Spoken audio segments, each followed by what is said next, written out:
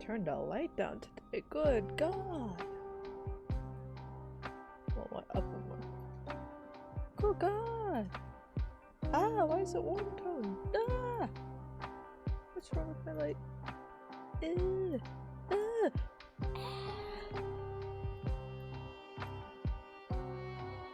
We're leaving it there.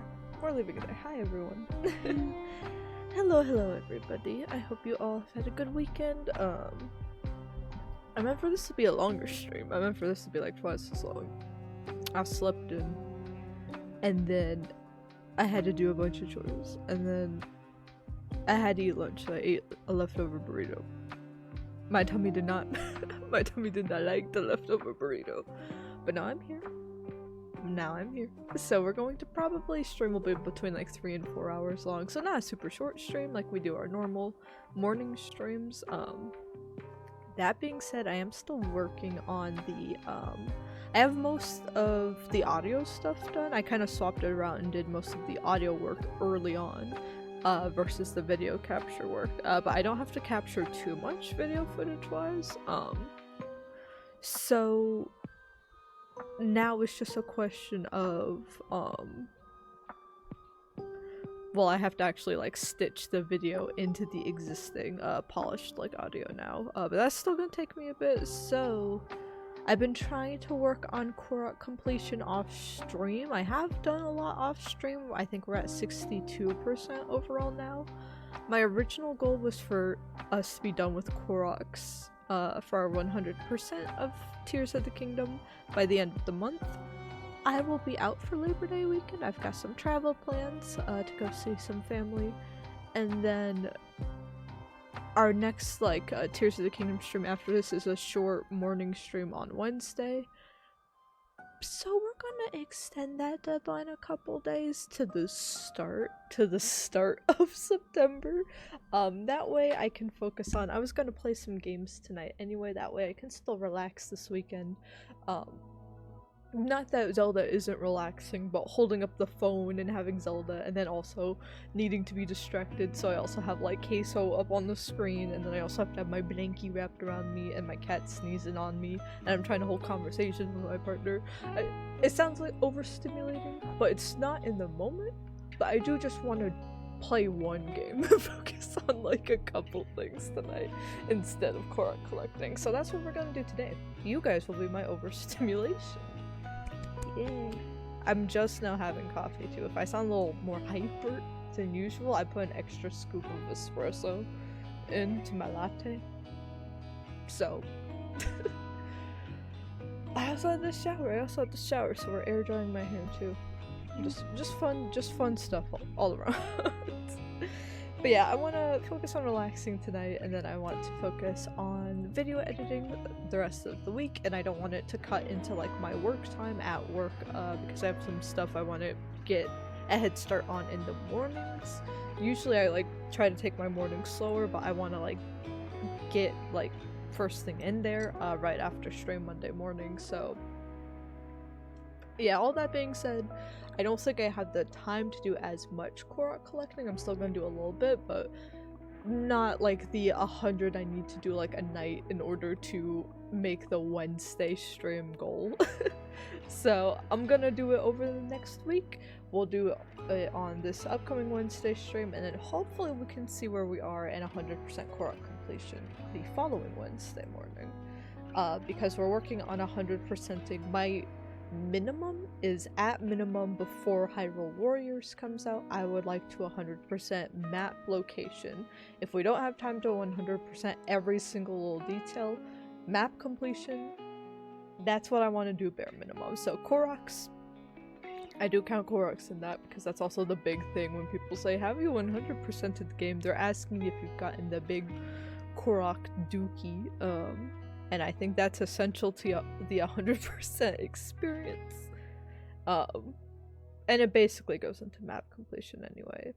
So we're gonna finish that up first because it's the most complex one. We do have all the shrines, we do have all the light routes, we do have all the towers, so we've had that part of the map completion done. After that, we'll have to look at what other parts of map completion we want to hit next, or if we want to take a break from doing purely map location. I do want to get all the things of armor. I do want to do like all the side quests, or as many of them as I can. I don't want to do the Hyrule Compendium just because it's frustrating, but maybe we could figure out a way to do that too. So yeah, essentially we're working on it. I feel like caves is the next big thing we'd have to hit for map completion. I don't like the caves. They make me motion sick. Not so much anymore, I've gotten used to them, but they made me a little motion sick on release. I was like, good lord, I don't know how I'm gonna do this. But yeah, just a chill stream, collecting some Koroks, and such. And if you're subscribed to the channel, there's a new Elden Ring compilation up. I will put that up on YouTube and make it public to all of you though, before heading out for Labor Day weekend next weekend. But if you want a sneak peek at that, then that is up. And the I'm planning once I push the Elden Ring compilation live to everybody, at that same time, I will put the preview for the next video essay up for subscribers. So, regardless of if you're watching this on Twitch, YouTube, subscribe or not, you should have a little bit of content if you desperately need something to watch over Labor Day weekend. You should have a little something. Hello, hello, Flames. How are you doing today?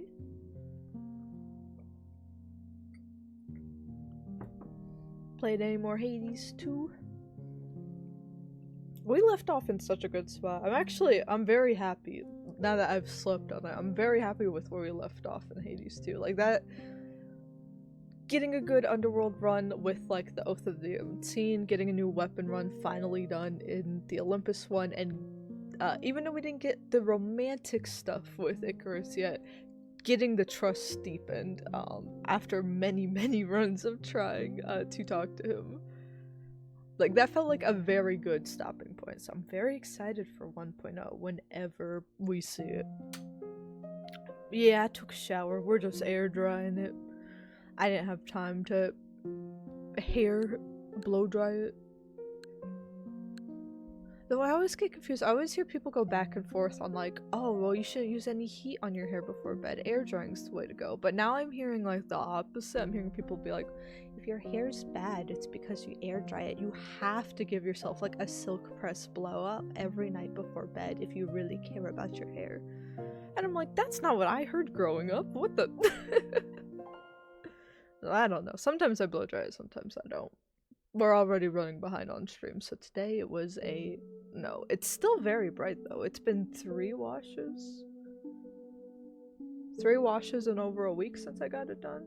So, still very bright. Which I'm happy about.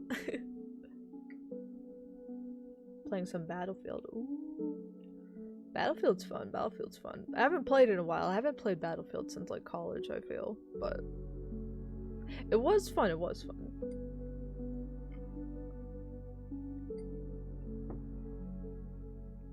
I just die a lot, but still fun. Pause the music and swap us into...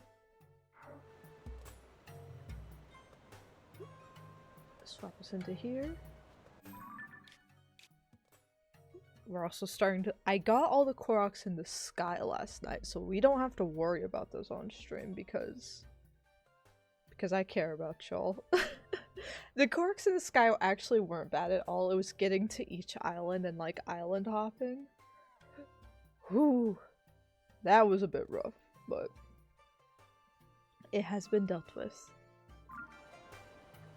I do have a Switch too.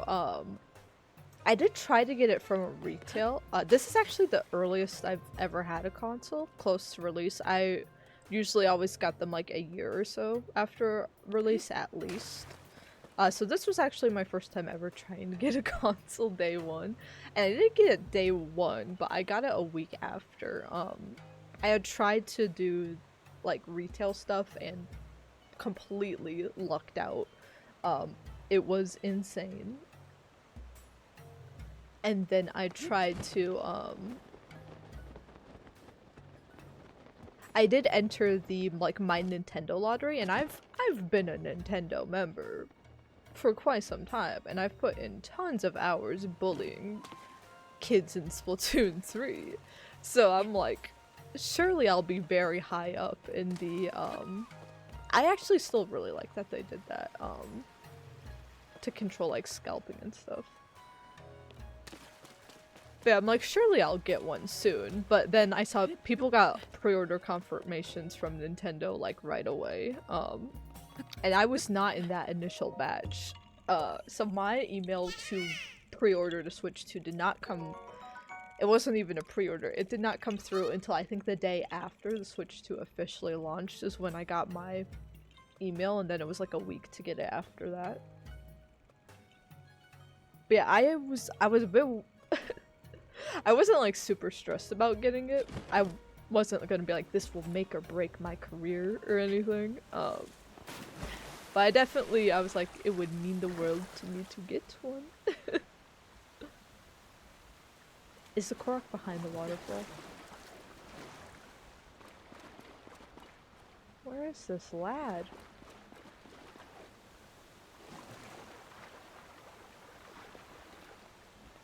It's telling me to go this way. It's the wall.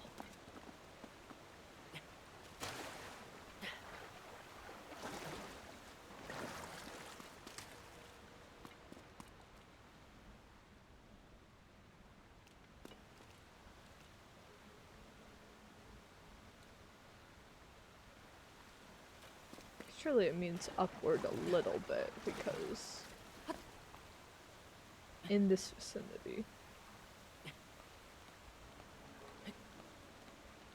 I do not see him.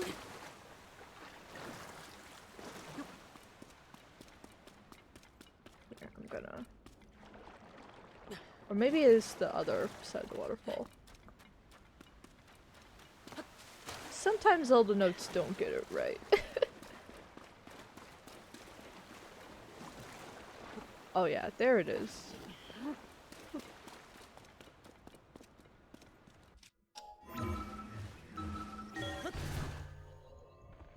I also like getting games early just to be able to like form my own opinion on them before. A lot of times with Nintendo stuff, they get hit with the like overhype on day one. They're like, this is the best game ever made, because a lot of them are, to be fair. But yeah, it's usually like critical praise for like a day or so, and then people being like, enough time has passed, I think anyone that likes this game should die, and this is why it's ruined video games for the rest of time. So people tend to be a little too extreme one way or the other with Nintendo games, unfortunately. So I like getting them early and just staying off the internet for a bit so I can form my own opinion about them, which is usually, wow, this is one of my favorite games. There are a few things here or there that I would change, but I see the vision they were going for and I had a pleasant experience.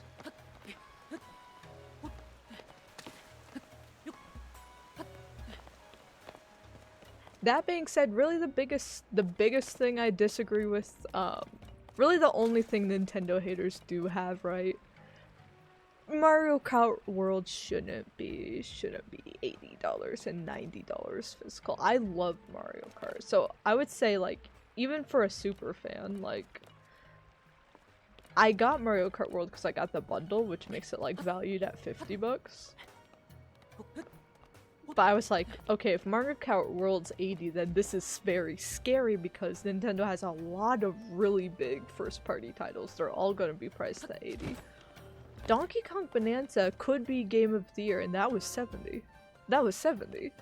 So I'm like, they're introducing new franchises like Drag X Drive. That's like 50. So now it is the wonder of what will the next, like $80 Nintendo game be. And I think it's smart to just not have one for a while. I think the next one would have to be like Animal Crossing or Zelda. In fact, I don't think it should be Animal Crossing, because you're gonna get all the cozy gamers that want to play with friends. If they made Animal Crossing $80, my god. I'd buy it because I'm addicted to Animal Crossing, but the general public would not like it for good reason. No. Okay, I got him. I got him. Woo!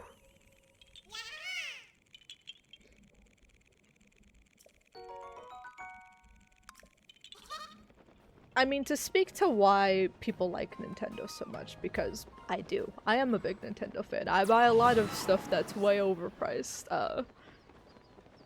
But I think part of it speaks to, even though they're, so yeah, their production, whoever's making the money decisions at Nintendo, they sometimes don't make the right ones. See the Wii U fiasco, right?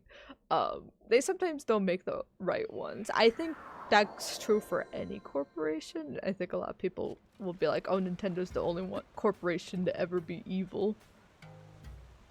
And I think it's like a little overreaction in that front. But Nintendo's biggest flaw, their money. Sometimes they just undervalue stuff way too much. Sometimes they overprice it to hell. And it's frustrating. But I think one thing is, I know that when I pre-order like a Nintendo game, especially a Nintendo first party game, Pokemon's a Pokemon company game, corporation, so they're their own thing in terms of bugs. But usually with a first party Nintendo game, you know,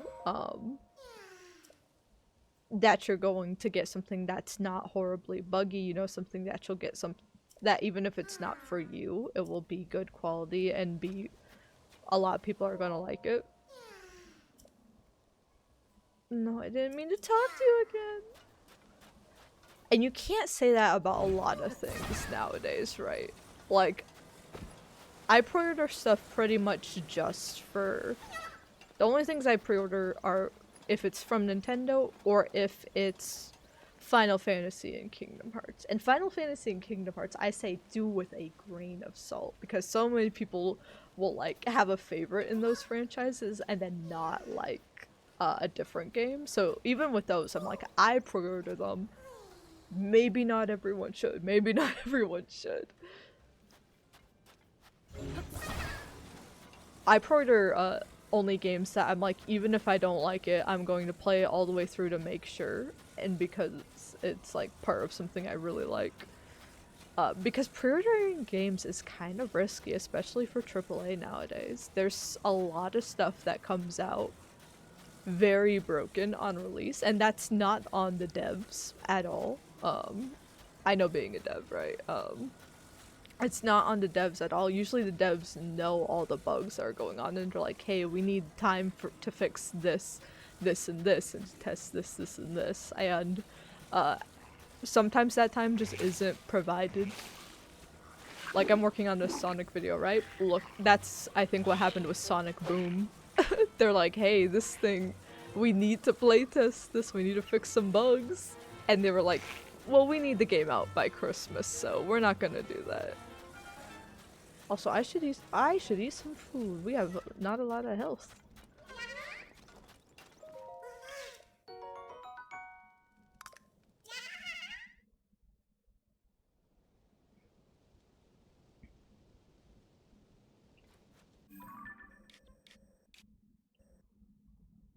But yeah, I'm very interested to see how, I know, like, I'm also excited because Nintendo's, like, first party lineup for their first year is very strong for me. I'm a big Tomodachi Life fan. We're gonna get a Tomodachi Life game. Metroid Prime 4 I've waited on forever. I've even applied to positions for that occasionally. It's just very excited to see that. Pokemon Legends ZA, like I said, hesitant with the Pokemon stuff, but Legends I'm really excited for because I did like the first game. And then Hyrule Warriors, I'm a big Hyrule Warriors fan. Kirby Air Riders, it's a Sakurai game, so I'm in. So their lineup's very strong, but I am curious because, again, prices are rising for games, and it's because of inflation and all that, which I get. Salaries aren't rising though. That's the crazy thing about inflation now. Salaries are not going up. So it's definitely gone from me being able to be like, oh, does someone want to play a game? Yeah, I can swing it and buy it this month, to I can buy a game this month. I need to decide now what that's going to be and what money I'm going to set aside for it. And I'm going to have to really think about anything else that comes up. So it's maybe like, people are less able to buy and check out new things on a whim. You kind of just have to buy games that you know and expect that you'll be fine and content with either way. So yeah, if people aren't like mega Nintendo fans already, then there's absolutely no problem with just holding off and waiting a few years into the Switch 2 lifespan, I think. And seeing, especially like seeing this dude, leave me alone. There's gotta be a closer shrine.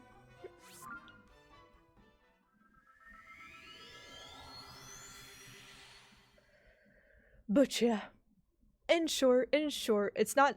I love Nintendo devs, especially as a level designer. Nintendo always has. They set the bar for level design, truly. It is fascinating and amazing to me. So I love the developers, and that's why I pay. Not $80 for Mario Kart World, but I did get it bundled. And that's why I'm okay paying the $70 prices for stuff right now. But also the average person, even just the average gamer, prices like these, you're not gonna be able to play as many games anymore. That's what makes indie games so fun right now, especially like all the multiplayer friend genre games like Peak and Lethal Company and stuff, and Repo. That stuff is fun because they are cheaper and they usually go on sale quite frequently on Steam. So like when your friends are like, hey, let's play a game together, they're not asking you to pick up an $80 game that you don't know if you'll like or not. They're asking you to pick up something that's on sale for like $5 that you can pick up and put down as wanted. So those games have been taking off. I have tons of those games. So as much as I still love AAA stuff, I am happy to see the indie spotlight get the time it deserves for the way it prices things. I think it's a much more fair pricing for the way the world is right now. Do I have Nintendo collectibles? I've got a few collectibles. I don't think any like super. I don't have a lot of fancy Nintendo collectibles because like once stuff starts going like over the, I have to consider it if it's over the $100 mark, and then if it's like over the $500 mark, it's probably a no for me. I think the coolest Nintendo thing I have, it's behind the Luma. I should probably move it. It's behind the Luma light up, but I do have the Lego question mark brick that has all the little scenes folded up in it from Mario 64. That's probably my favorite Lego build I've ever done as well. I also have it slightly, it's against the wall there, but I got it this year for my birthday. But I have like the Beauty and the Beast Lego castle, and that took me a week. Like the Mario Lego block took me probably 15 hours in one sitting. I did it in one sitting though, because oh, I missed. In one sitting, because I was excited about it. But I was excited about the Beauty and the Beast castle too, so I was spending like several hours in a day, and it's took me like a week, probably. I probably could have gotten it done in a weekend, but then I realized, I think one time, like the first night I was working on it, it was like 3 or 4 a.m. and I'm like, I need to go to bed. But yeah, I have a bunch of Legos back there. I usually like to get a set. I would get way more if I had the space. If I had the space. We're living in like a 1-bedroom apartment, so that desk back yonder and the shelf behind that, that is the Lego space. So I don't have room to get a bunch of, or the budget to get like a bunch of big Lego sets, but occasionally, usually around my birthday, I'll either get a Lego set gifted, or if not, I'll buy one. I really want the Lego Deku tree. I almost got that this year. I almost bought it for myself, but then I saw my parents had gotten my boyfriend and I tickets to see the touring Broadway production of Beauty and the Beast. So I was like, I saw that pop up as well for like around the same price on Amazon, and I was like, I really want to build a castle right now. But if I could get another one, if I had the time to get another one right now, it would be the Lego Deku tree for sure. Yeah, Legos have turned into something where I would love to buy a bunch of smaller sets more, but even the smaller sets are expensive now. So again, this is why it's like, it's not even just a Nintendo thing. I like every market is like, I'm kind of scared for how much GTA 6 is gonna cost. I'm gonna pay whatever it costs because my dad and I have been waiting for that game since I was like a kid. I remember playing GTA 5 in its like first year of release with him when I was like, God, how old would I have been? 13? 12? 13? I think just 13. But yeah, I remember playing that when it first came out and him being like, whoa, I can't wait for like the next one. That man asks me like every day since I work in games, he's like, do you happen to know anything about GTA 6? And I'm like, no. I'm like, that is the question. I'm like, everyone as developers is asking that question too, if it makes you feel any better, but no. No one knows. He's like, okay. And then he finally got the release date and it's for like next year. And he's like, okay.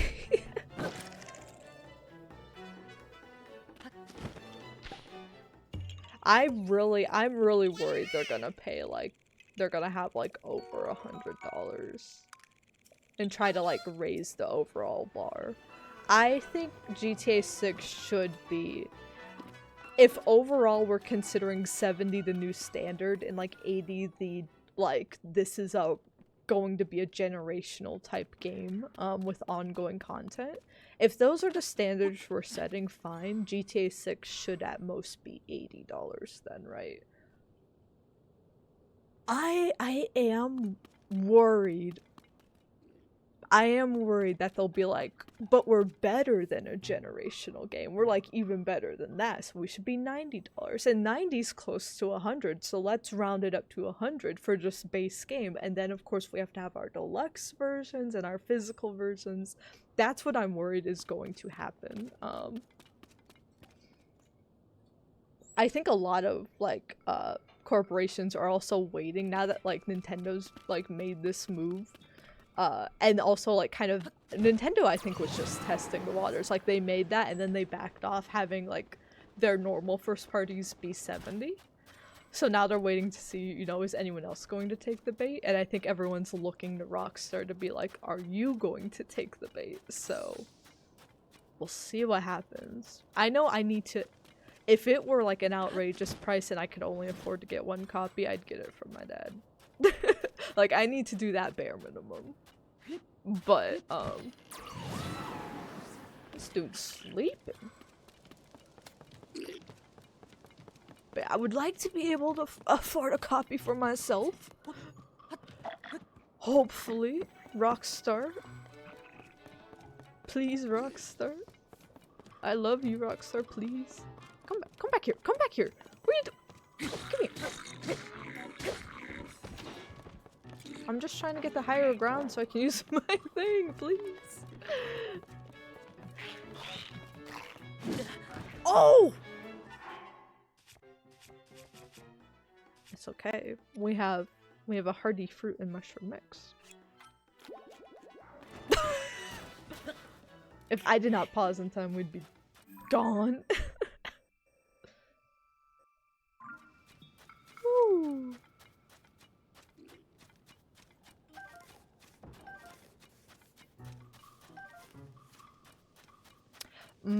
You're right. I do like the console exclusivity thing because I am a console player by heart. But, I do find it a bit weird, and you're right, it probably is a financial thing. Though dev-wise, I would be happy to have, like, more time to work on the PC version and optimize that. But it is that's probably not why corporate made that decision, right? It wasn't, hey, our devs can see their families now. It was probably like, oh, people will have to buy it again.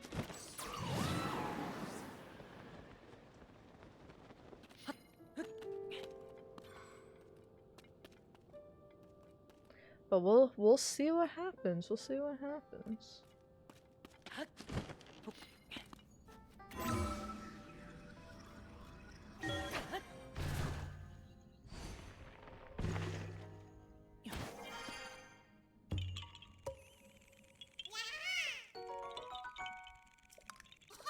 Bye-bye.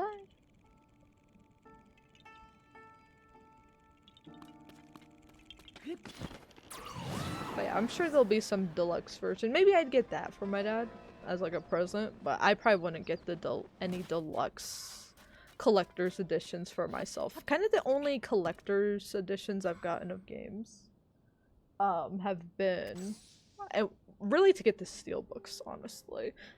It's been Kingdom Hearts 3 because waiting for that game honestly kept me alive for a time. So Kingdom Hearts 3, I've got that one. Final Fantasy VII Rebirth, because I was still in college when Remake came out. So I had a physical copy ordered, but that's when COVID hit, so I swapped it to a digital copy so I'd be able to play it day one. Because I was worried mine just wouldn't arrive. And I'm like, I can't risk it. I cannot risk it. Wait, why is this showing this guy down here? Didn't I get the Traveling Korok down here? I got him!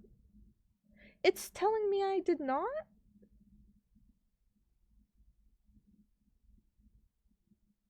Hold on a minute. I know that's wrong.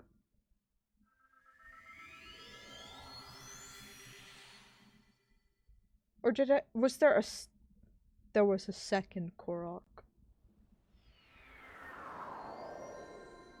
There was a second one.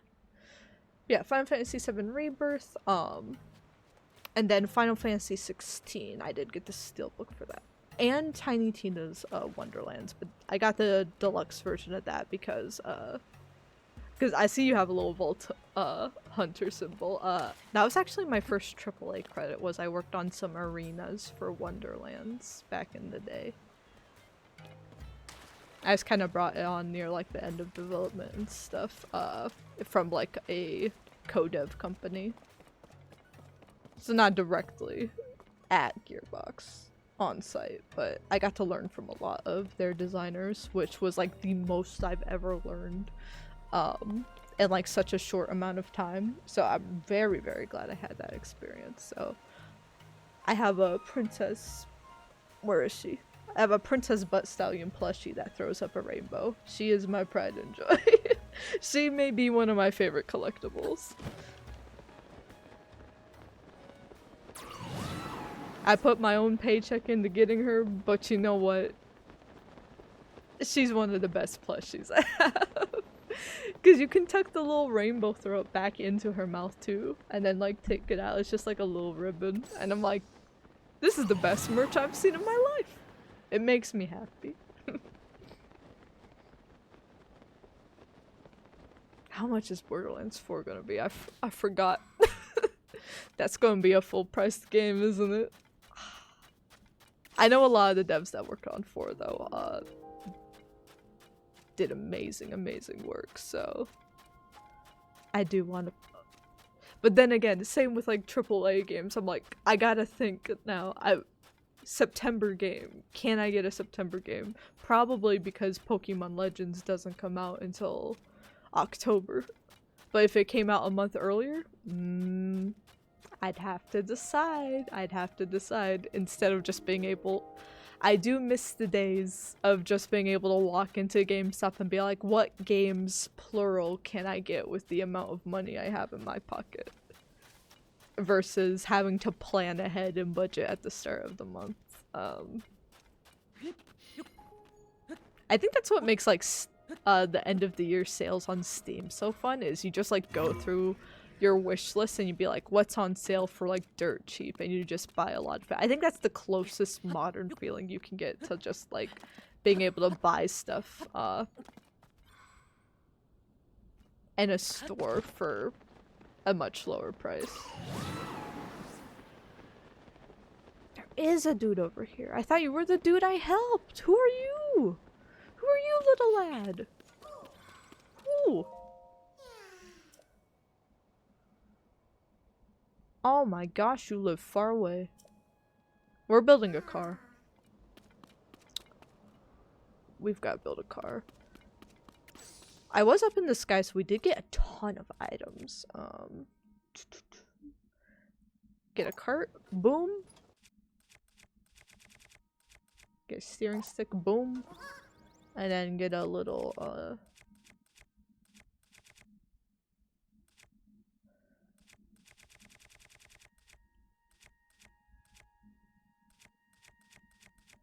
I do need to get more fans, though.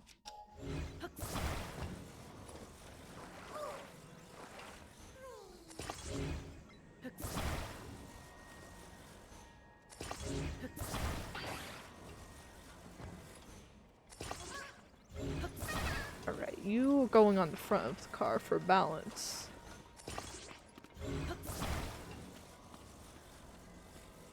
Where your friend at?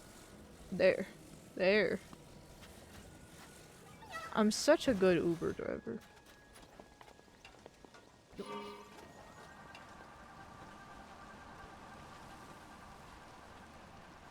My goodness, you weigh a lot, little man. I probably should have just made something with like, I think I have some actual wheels, but this is gonna work. Or I should have built it off the actual sled.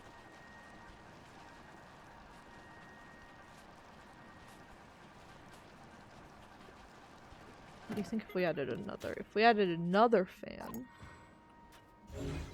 Right? Right? If we added two. Too fan, too fast. Now we're talking. Let's go.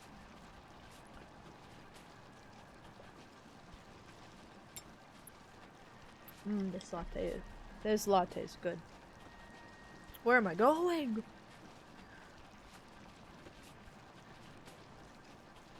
I've been starting to make just more lattes at home, even though I will be rounding the block. Every coffee shop in my vicinity, I am coming to judge your pumpkin spice.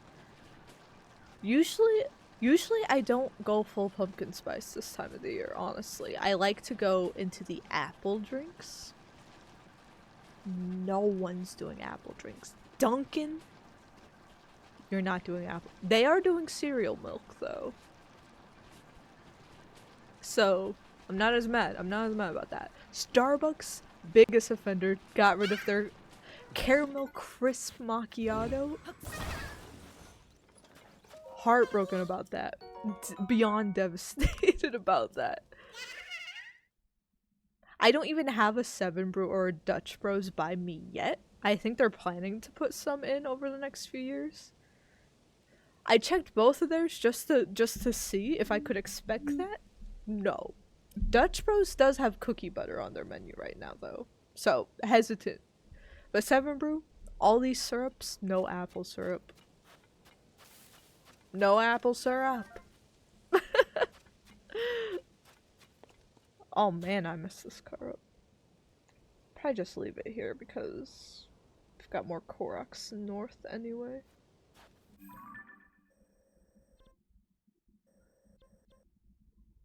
This engine is unreal. Hello, Austin's life. How have you been?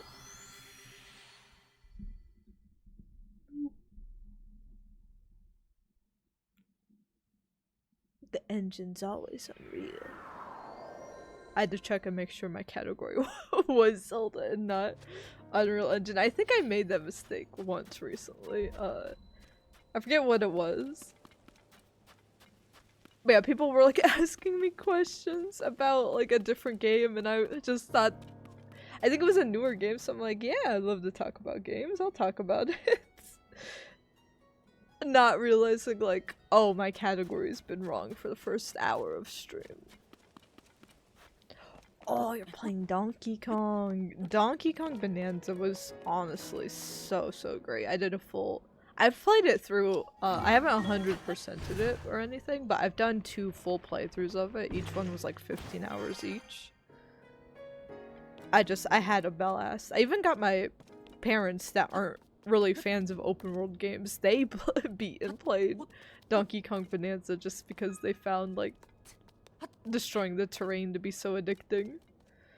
So I hope you have a fun time with it. I know a lot of people are hesitant on his like design and stuff, but he's just a goofy man. He's just a goofy Kong. So it definitely grew on me.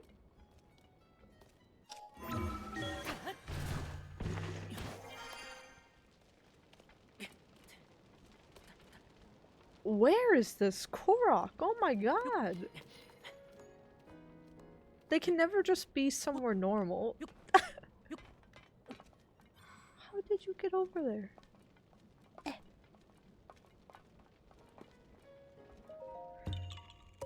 Get down from there. Is Funky in the game? I don't believe I ever ran into Funky Kong. No, there are some characters from older Donkey Kong games though. I won't spoil, but there are some characters that you can find in layers throughout. There's some that happen kind of a lot later, near like post-game type stuff. And there's some that are like even referenced in the game, even if they don't make a physical appearance. But I don't know if Funky Kong was in it in any capacity.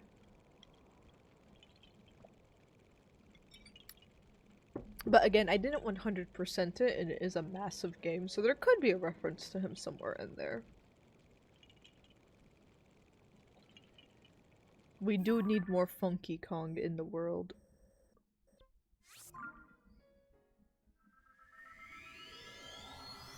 He's too funky. The game, I don't know if a handheld console could handle him. I know they do have like Tropical Freeze on the Switch, but your Switch probably explodes if you experience that. Get out of here.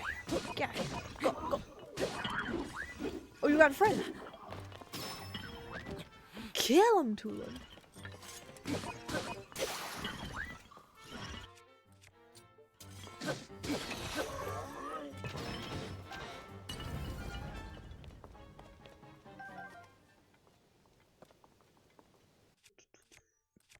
Just fuse something to the Master Sword.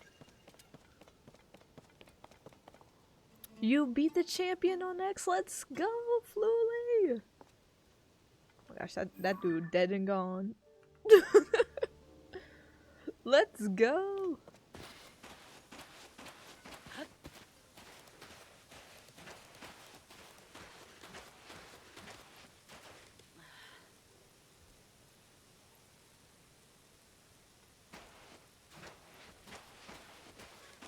If I won the lottery, what would I do? Retire.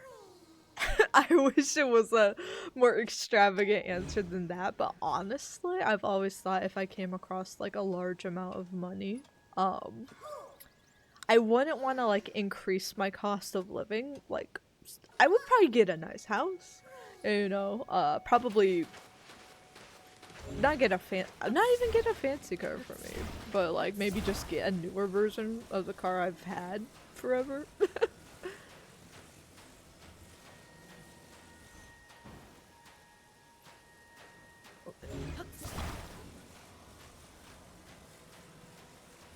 But yeah, honestly, I wouldn't want to increase cost of living too much, more so just ensure that I can live comfortably.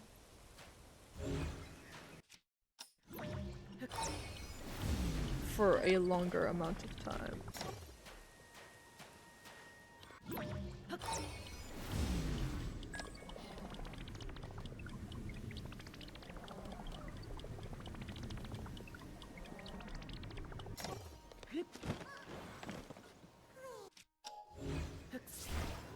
I grabbed it! I grabbed it!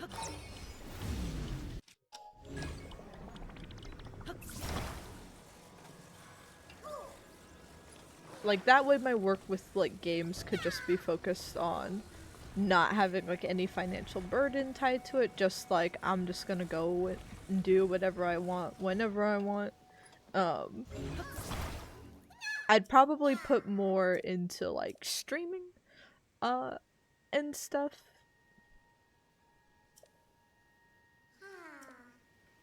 I'd be able to buy Switch 2 games without worrying about the price. Actually, I don't know if I could do that even as a millionaire. I think even millionaires would be like, Mario Kart World's how much? Do we need a fan for you need fans for everything in this game, I swear.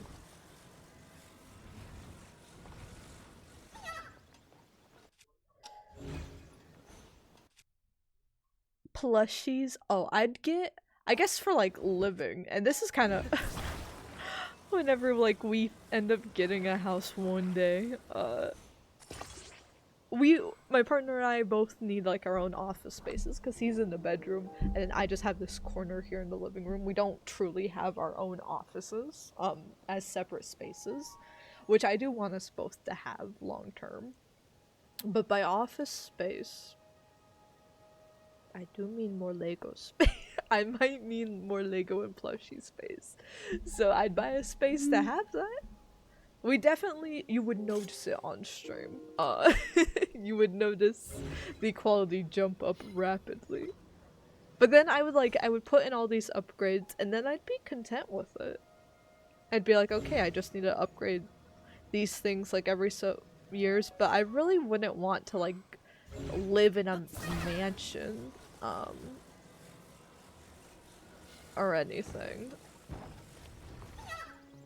And if I had like a super big like excess of money that even like retirement wise and like with traveling and I'd go to Disney World all the time. That's what I'd do. Yeah, even if I had like a bunch of money too, like living comfortably after buying all that stuff and with like a healthy amount of a travel budget, then that's just stuff I could like give back to others and stuff as well.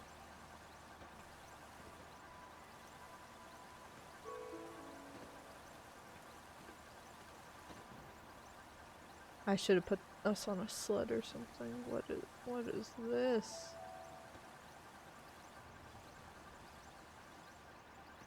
Fight against the current? Are we making any progress? Technically, yes. Actually, the sand isn't quicksanding over there.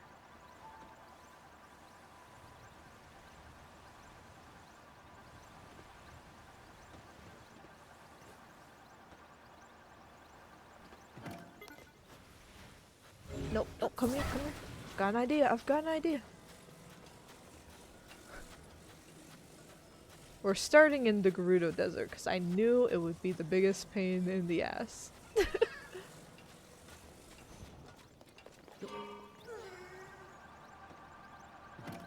Okay, you know what?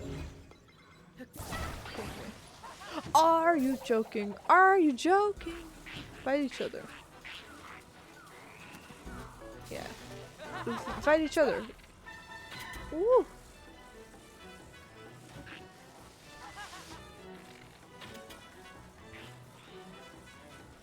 Where did you want to go? Where did you want to go, little man? Yeah, can you wait right here for a moment? I don't even know. You'll piss me off.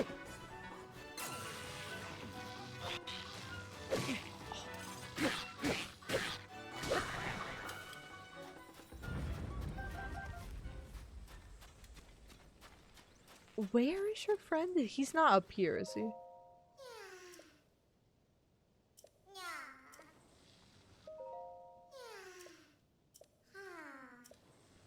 I don't see- I'm asking you where the smoke signal is. I can't- God, he is up there, isn't he?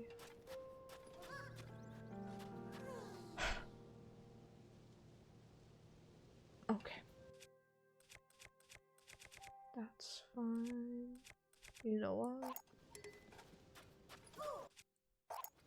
What do you-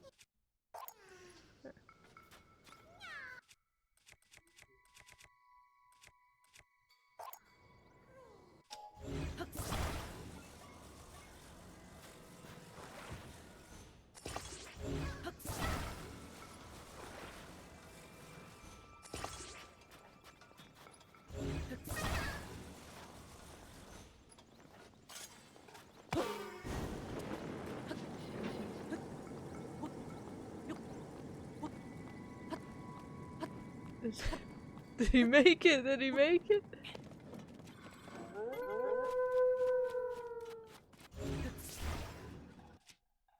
That's okay. That's okay, we can catch him on the- Oh my god. Oh my god, Tulin! Let him breathe, Tulin! Oh, we missed him! We can catch him again.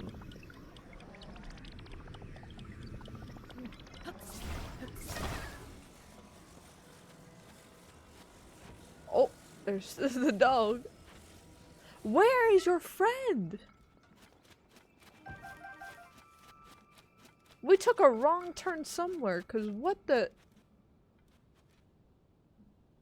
My friend's sending up a smoke signal. Where? You better answer me. You better answer me right now.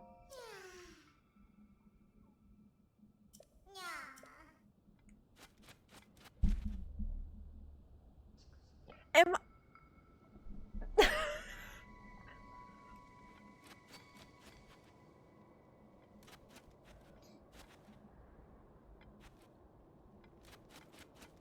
Are you joking? Is he behind here? His friend's not real. His friend does not exist.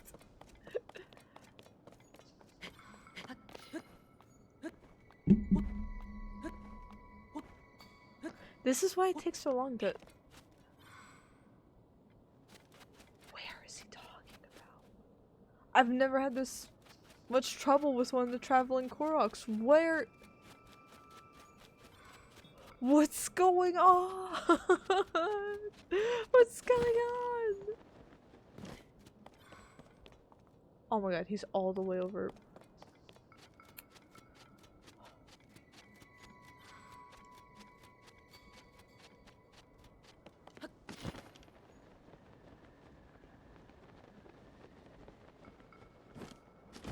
Well, first, we're by another Korok, I can tell right now. So I'm gonna take care of this.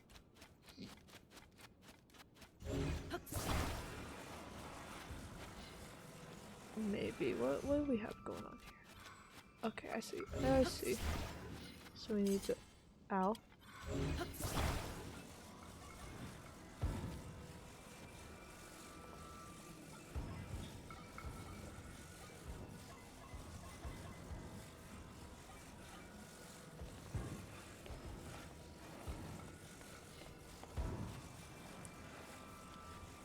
We need to go in. Yeah.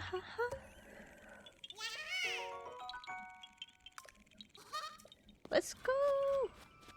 Come here. We've been going the wrong way. Come here.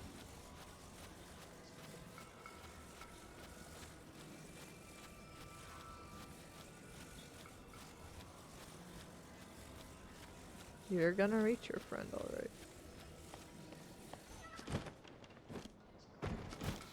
Here you go. Here we go. You know how many resources I wasted on you?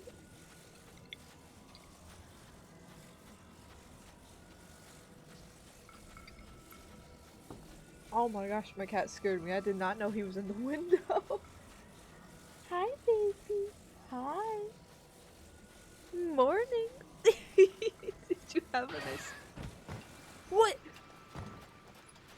No! Come back. Oh. He sneezed on me. Hi. Hello, little man. Oh, he... he has something to say. Hello?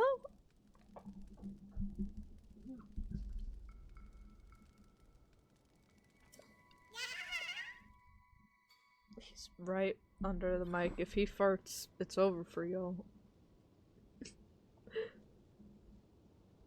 I didn't even get the Korok in like the middle of here that I was trying to get to. It's fine.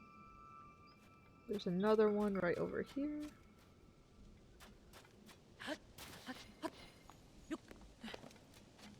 It's already been an hour.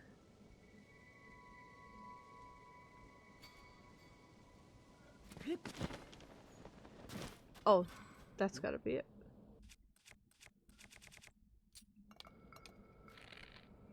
No. We need more arrows.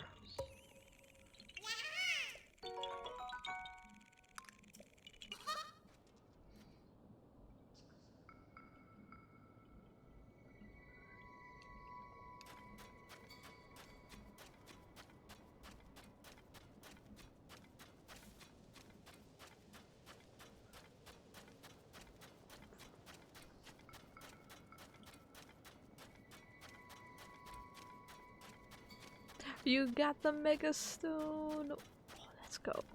I did see something about Legends ZA that they will have cafes and you will be able to, like sit outside with your Pokemon at the cafe. And that's exactly what I was talking about the other day, right? I'm like, that's what I want. That's what I want. Give me the little slice of life stuff.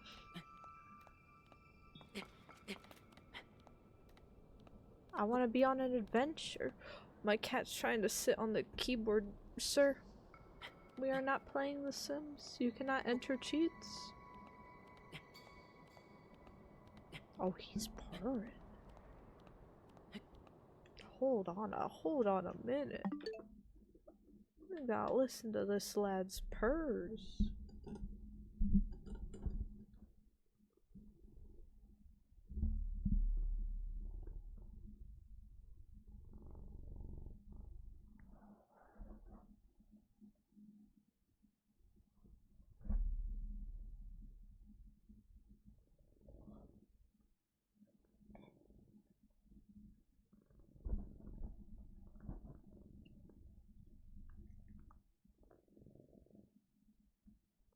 Trying to put him in front of the mic.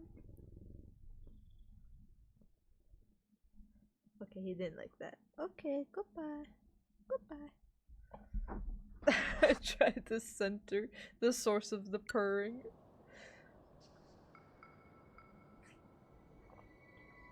Maybe some of it got caught. Now I've gotta readjust my blankie. He kind of just hops up here whenever I have the heating pad on and steals my warmth. As cats do. He do add to it, but sometimes he presses like the heating pad just into my skin and I get burns. He mean well, but... Oh my gosh, I don't know how I made that. It disconnect? Oh, because I hit the home button. Where's this Korok at?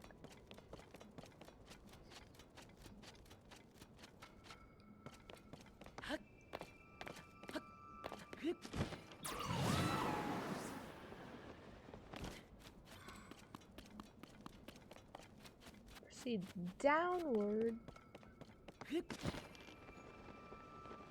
Is it you? It's gotta be you.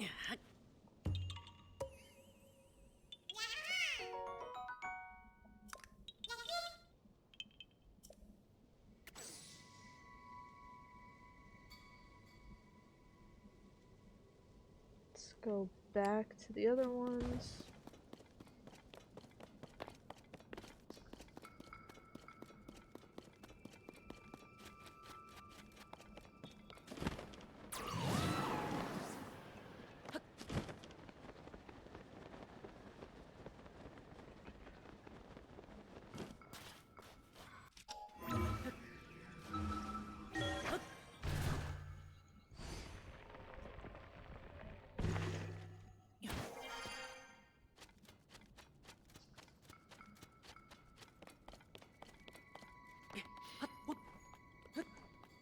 I do like it tells you the verticality of the Koroks once you get close to them, but the problem is they don't tell you until you're close to them. So like you don't know if you're supposed to be up on the mountain or going into a like a lower position until it's too late. That's the time consuming part.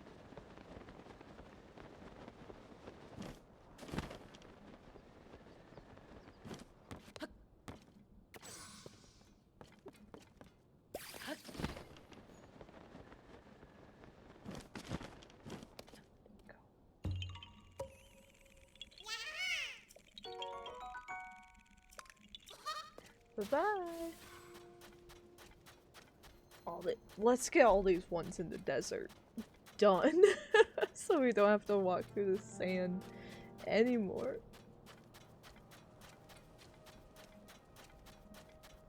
Maybe we could get the ones in Hyrule Castle.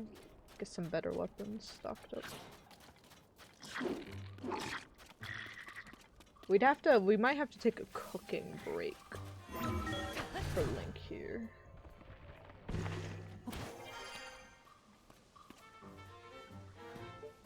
In this vicinity. Who threw a rock at me? You've reached your destination. Is it up there? Oh, it's one of these. These are probably my least favorite, honestly. Because I'm just bad at looking around and trying to find out where it will go next.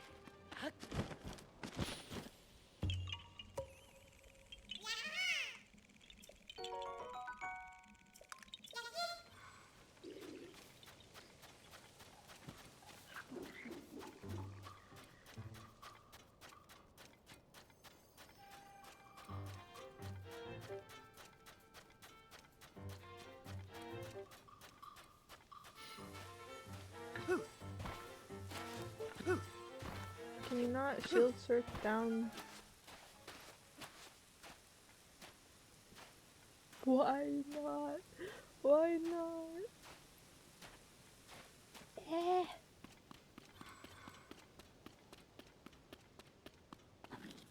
Well, this is evil. I think I got it.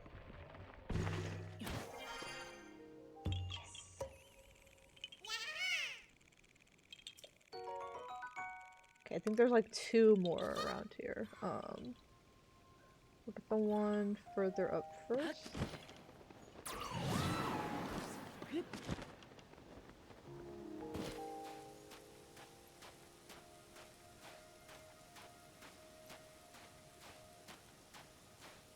Hopefully we can. Oh. Wait a minute! I have a solution. I have a solution. Rocket shield.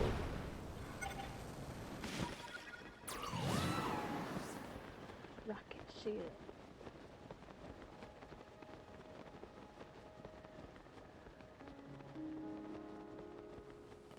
I have so many rocket shields because every time I see a rocket, I'm like, I don't have a lot of those and I need them.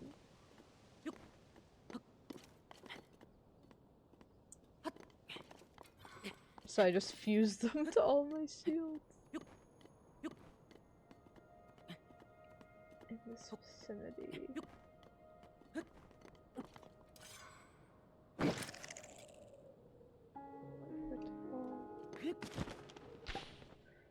Trick with those is you can catch them in the air, and you should do that so you don't have to put up with the nonsense.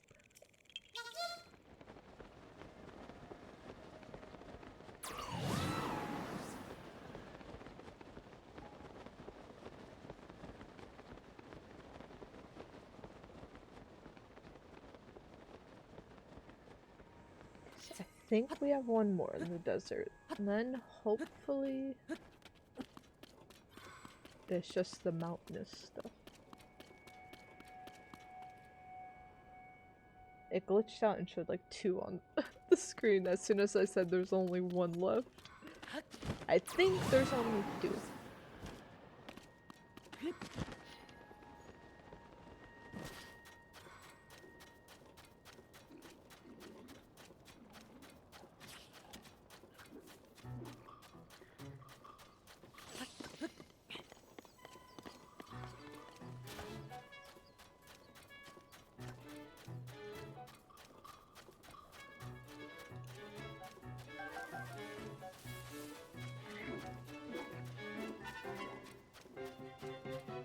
are they doing back there?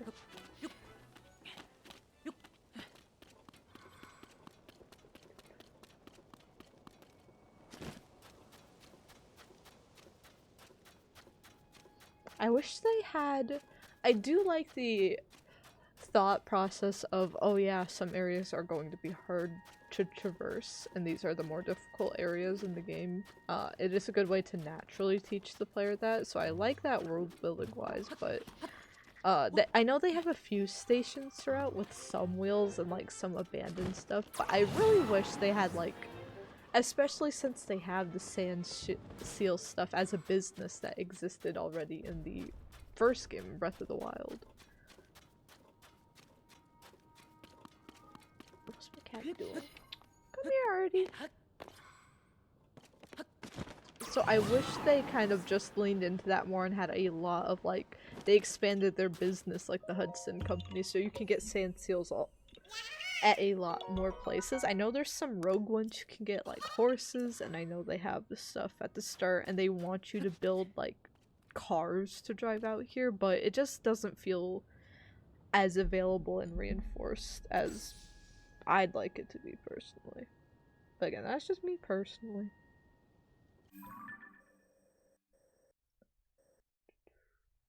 Let's go back here. Actually, maybe... is there a spot to sleep here? Maybe we could sleep and cook some stuff. 65%. Maybe we could get to 75% today. That'd be adequate.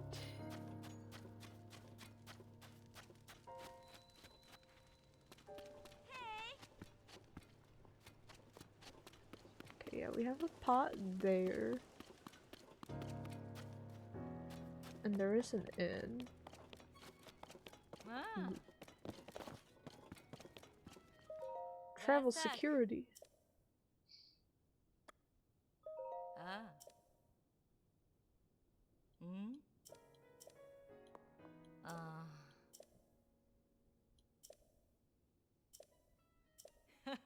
Ah. By myself. Excuse me. Excuse me. Will you be using the inn? Soft, please. You can wake up on your own, right? No, I can't. I have to wake him up? I like that they have some people that just hate their jobs in this game, though. It is funny.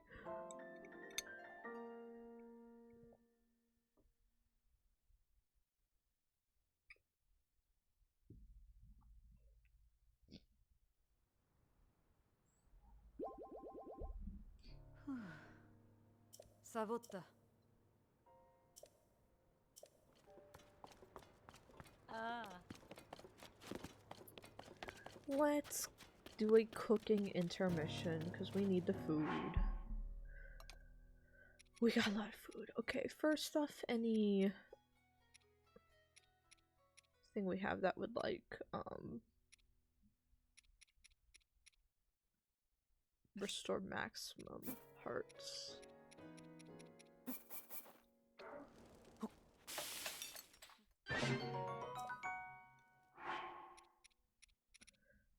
That. I'm gonna do my hack of not cooking these, but instead placing them by the fire and just roasting them.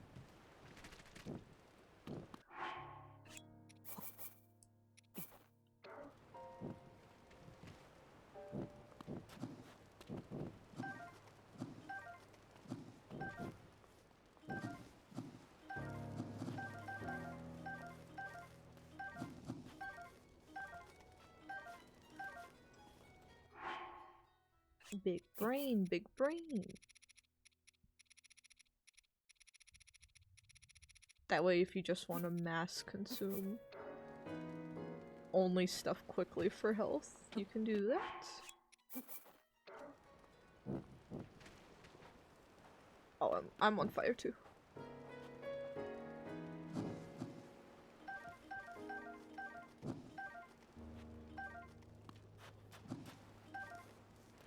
Oh,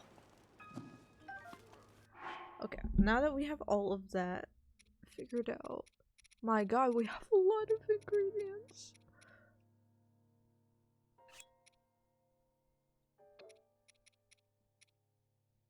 I don't necessarily want to cook these. What should all the bananas give health-wise?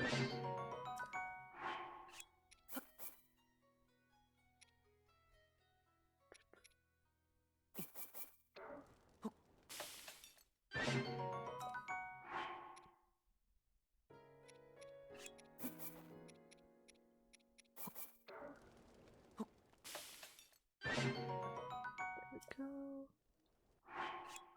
Ah, no.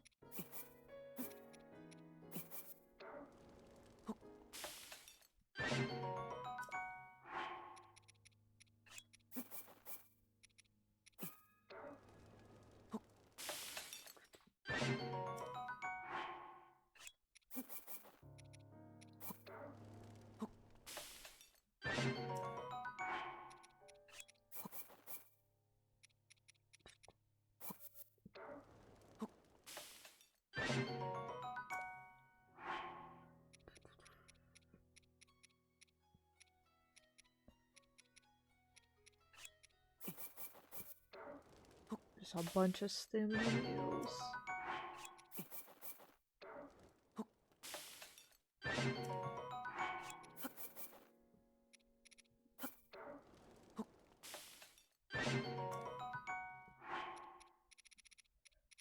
Let's see, iron shroom.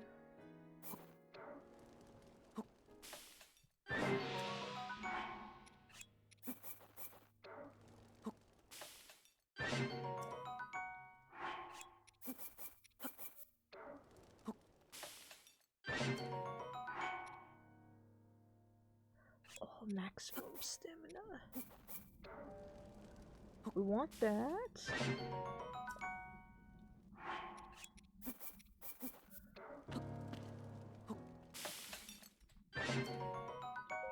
No.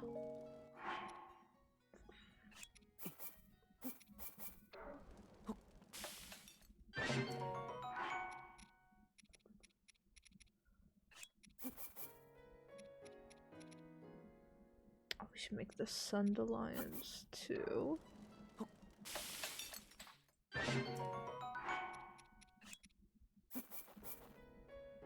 What happens if I cook all of them? Just for the next time we go down into the depths.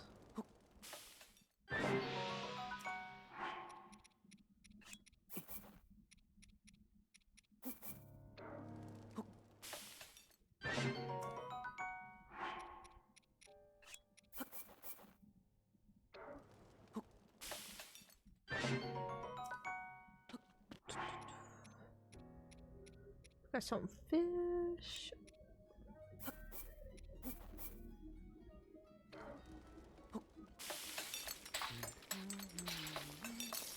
This road is still like blocked off and stuff, so or the main entrances, so everyone's using this side road by me. Ah, there's too many people. Could mix stuff. A little flavor.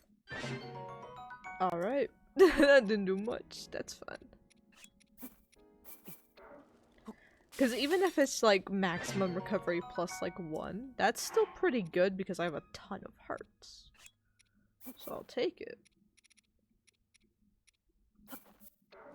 Oh, that's good fish. I forgot how good the fish are.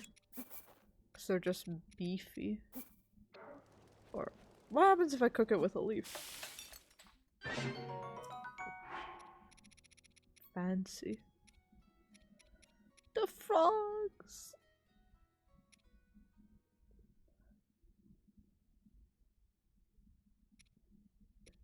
Should I try cooking a frog? With some... Cooking an elixir? I don't really do elixirs much. Let's see, go make. Slip resistance. Ooh. Maybe cook up another.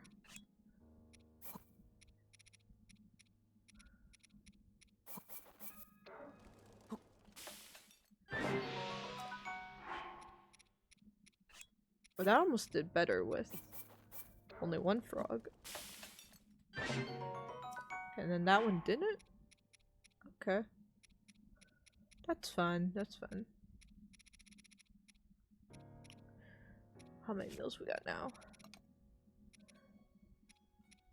It should be decent. And how much meats we got? Yeah. Yeah. We should be good for a bit. Where are we?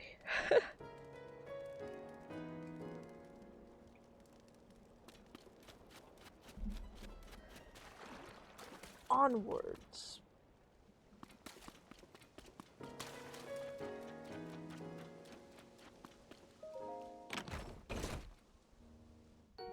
Oh, I need more arrows. That's right. I forgot about that.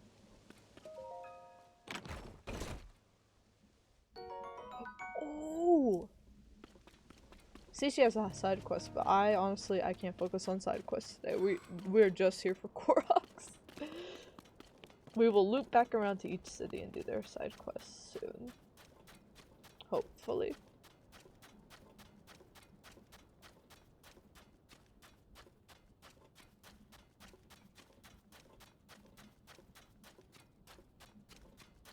There's a traveling Korok up ahead.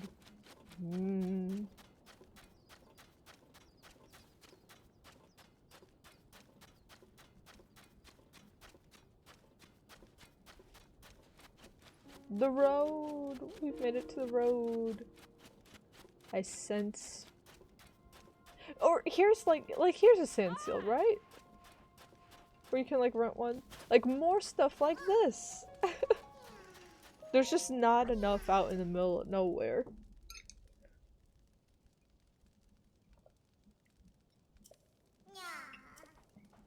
They're like all along the main road, but the thing is, if I'm all along the main road, then I'm probably not going to need a sand seal. I'll probably already have something I'm using to get around.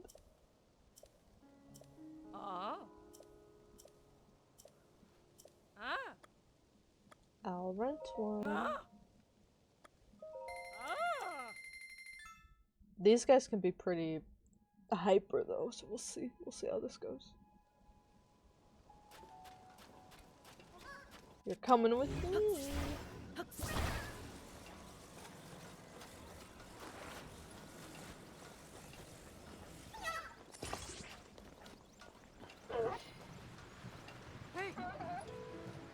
Ooh.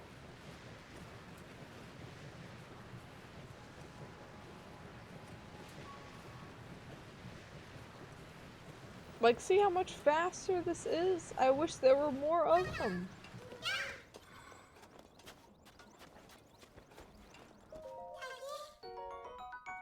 Take girlfriend. You get on my side. Do I still have the sand seal? Okay. Sometimes they would like take it away. Here we go. Maybe we should have started from there. I'm not a speed runner. I don't know how to do these things.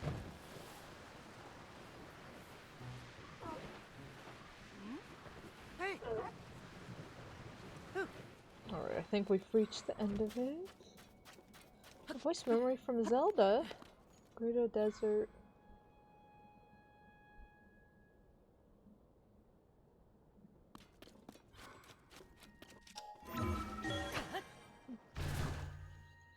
I'm gonna guess there's a Korok somewhere up here.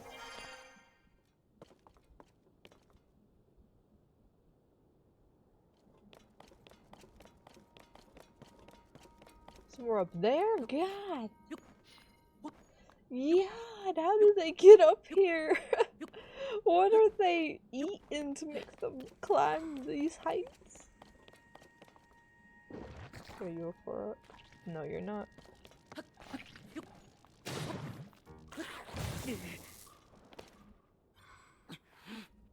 Who did that? Who did that?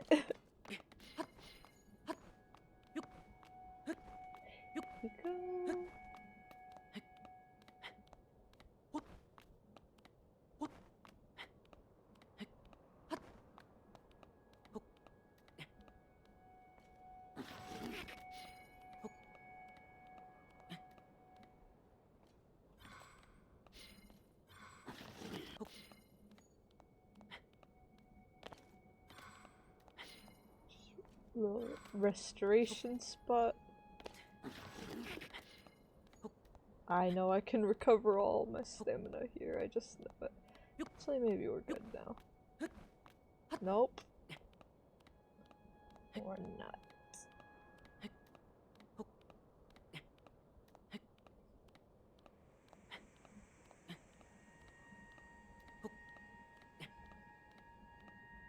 Please, I'm almost there, please. Please.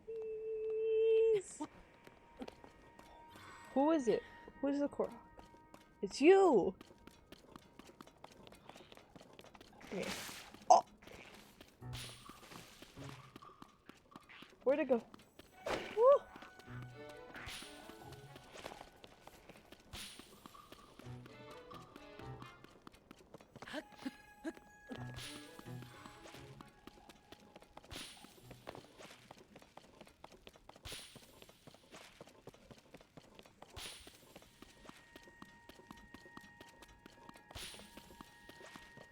Where are you going?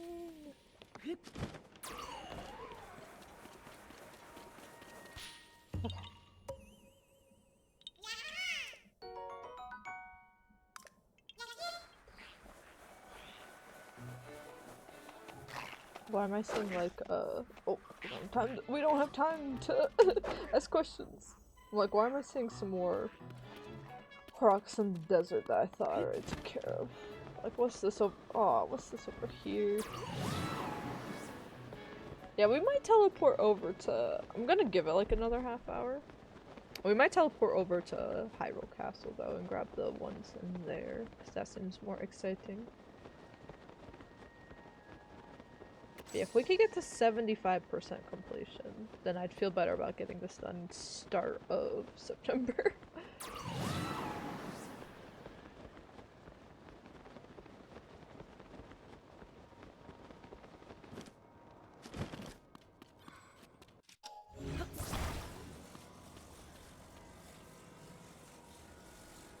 Over there.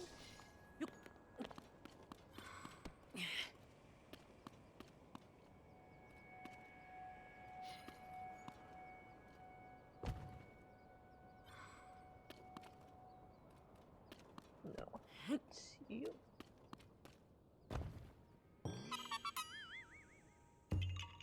Yeah.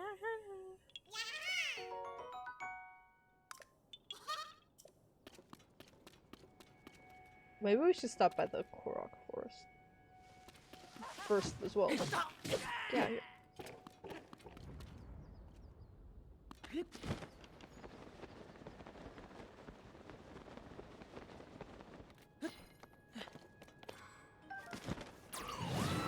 There's this guy. I already see him.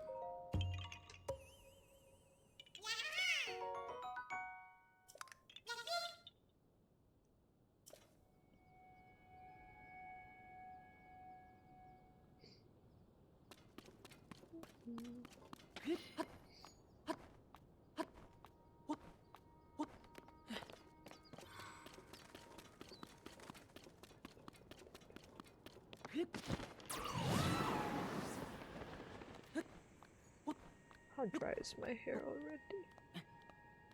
It's still a bit. It's still wet. My hair takes a while to air dry. It has been quicker after getting like this smoothing treatment though. Usually it takes like a full day. But it has been a bit quicker. I did think about like using the diffuser on it or just doing a full blow dry, but I just did not have the energy. Too many chips and salsa last night, which were delicious. They ID'd me with the pink hair, but they have never ID'd me when I had the pink or the blonde hair. So I guess maybe I look younger now. Either that or their policies got more strict. I mean, I wasn't mad or anything. I did not mind. I was like, please give me my pina colada. Oh, this isn't the- proceed upward. Oh, there. I'm like, what? Up where?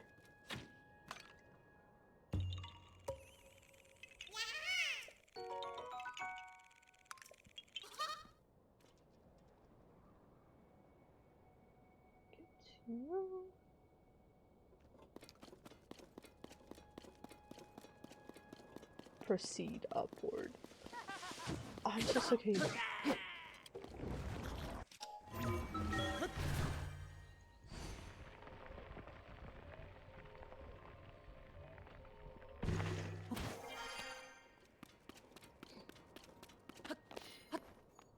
Oh wait, we're going into the. We're going. I don't know if I want to do the mountainous stuff on stream because it's really tedious and boring.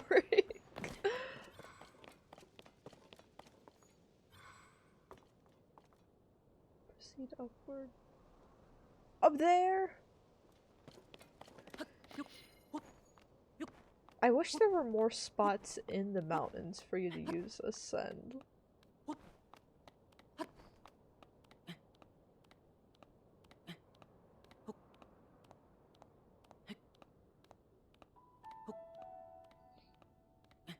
What's going on down there?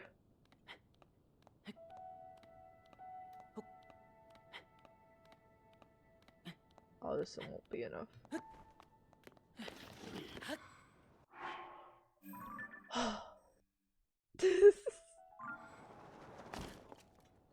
How did we not take damage? What the? We should have taken damage from that.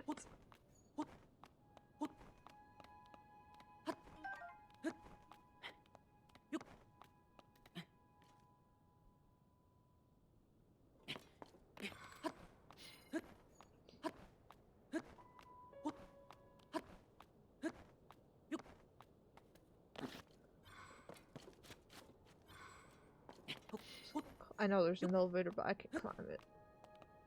I can climb it. Oh my god, never mind. Please, please.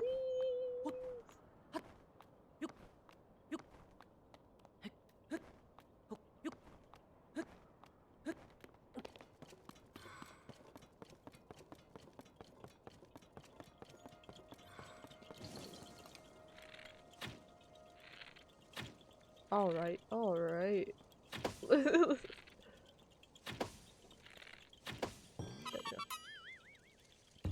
this thing I didn't get this Korok back here. I did. Were they was there another one stacked on top of it?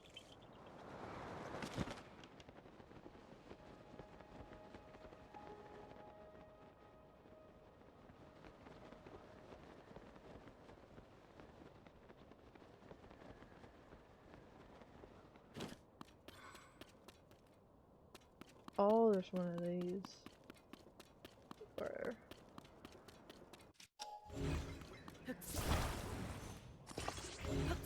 I already know what it's gonna want us to do. It's gonna want us to throw it over the edge.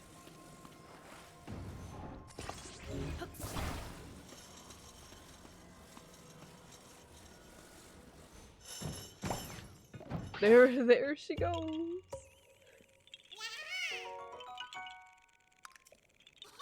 We have 300 pocketed already, so, and I don't want to bore you guys. It is a chill stream. I hope y'all just have this up on the background while you're living your life, getting stuff done.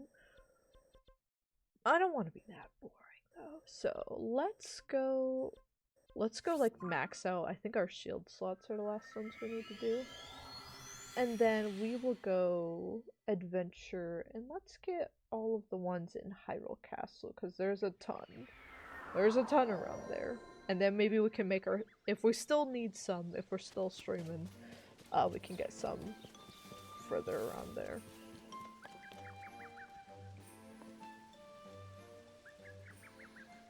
But yeah, I'll just sit here with all the little guys. We'll do a quick BRB, so get up and stretching some water, and then we will be right back.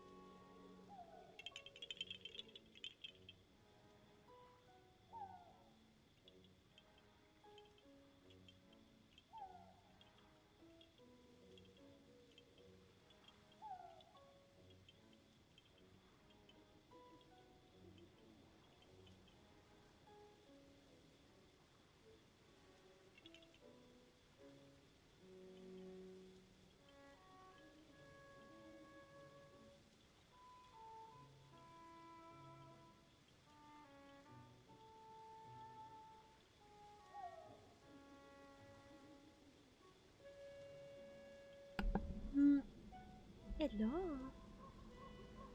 Was Link good? Did we die? I'm assuming not. Let me rub Homegirl's grave real quick. Well, it's not really hers, it's more so this is just a sad, sad area. But also Joflo. But anyway, let's cash out 300 of these. We can only expand shield now. I think we're about to— Stinky, no! You got me. But I just took a shower. I just took a shower. I just initiated the anti-stinky protocols.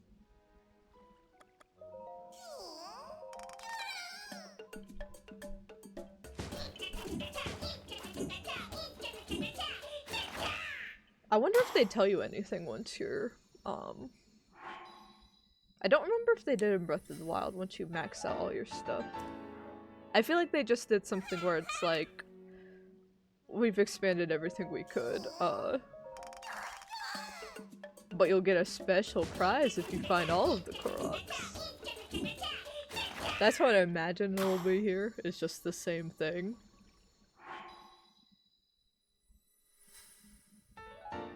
Link died? Not again. Not again. You've expanded all your stashes as much as you can. I'm not reading that. You've collected so many Korok seeds. You know what that means? My maracas are super happy now. If you feel like it, you should look for the rest of the Korok seeds. I would love to. I'll let you know, man. So currently we are sitting at 65%.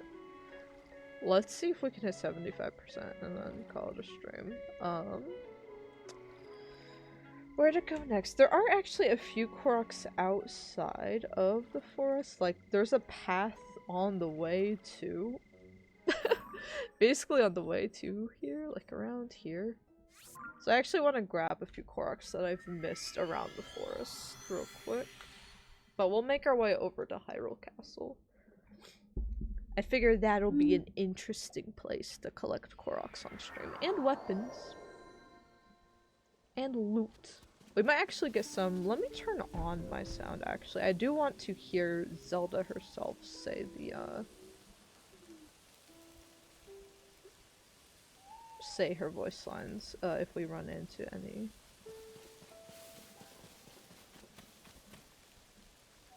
Guidance activated. Oh my god, this scared me. Proceed northwest. Well, I don't want the GPS talking to me. Okay, let's see. Let's put on our tough outfit, which is the hood, the shirt, and then where's our booty shorts? The highest piece of gear we have is the booty shorts. You know what Link had to do to get those? He got real familiar with a lot of ladies, that's all I'll say. That's all. Actually, speaking of ladies, hey! She's right up here. Let me see, if we've got anything else we can upgrade. I think we stole one of our girls' toes, but I don't think that's enough to upgrade. Oh, the girl—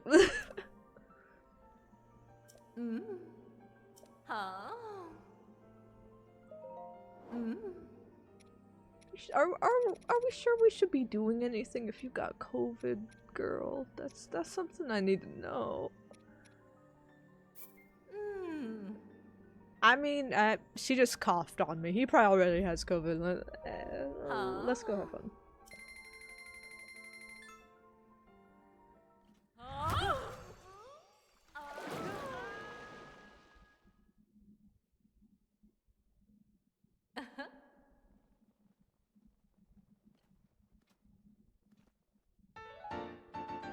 more stars. Forest base. We got more. We got more. I do want to max out the Zora outfit as well.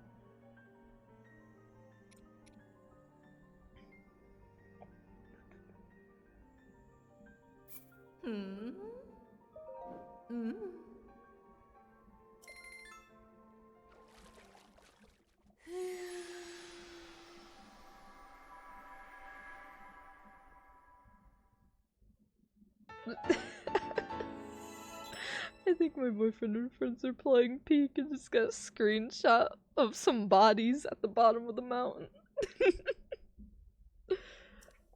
I hope Peek comes to Switch because I really want to play that with family. I think it'll be really fun. I'm excited. They're putting content warning on Switch, so I'm hopeful. I'm hopeful.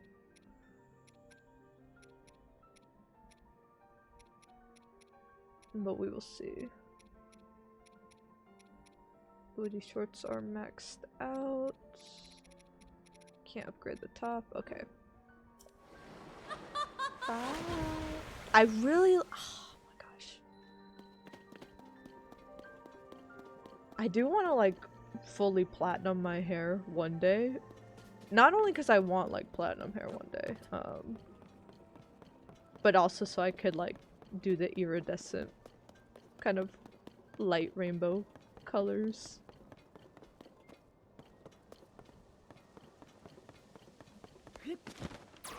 Like, do I just take a picture of the Great Fairy and show my hairstylist that? Probably not with the pink hair. Be like, okay, what if we lifted it all, got it all the way to white, and then did this? She would be like, Emily. How many times have we talked about this? She has no problem doing stuff like that over the course of a couple appointments. A couple all-day appointments. Being like, can we just really quickly do this right now? Don't do that to your hairstylist, y'all.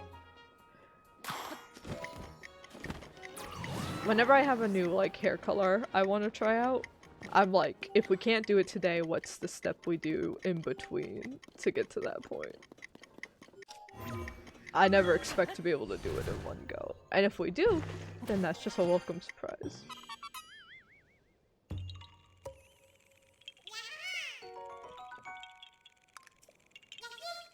Though I am curious how much. I am curious to put a little bit of blonde back in for the holiday season, just because seeing family and stuff, I'll put a little blonde back in, so it's not neon pink necessarily. So I'm curious how much I can get it to lift.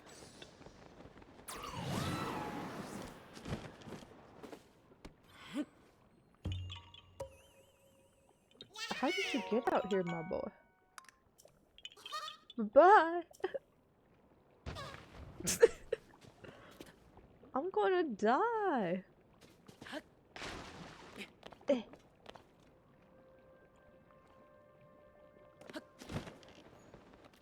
Woo.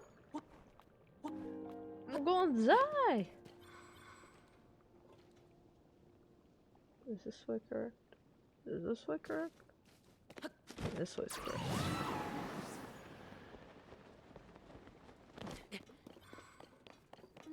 Where is this Korok at? This way.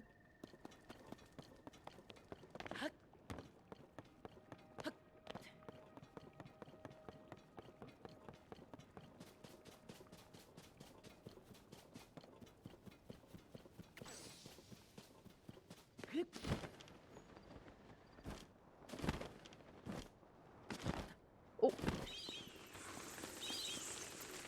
I found a cave.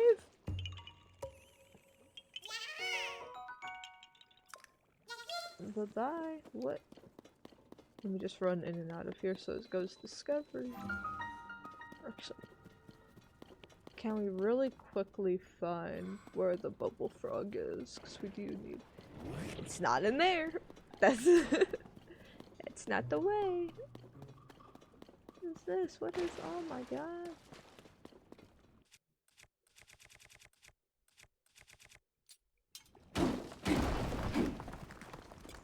There he is. Come here. Spit it! Spit it!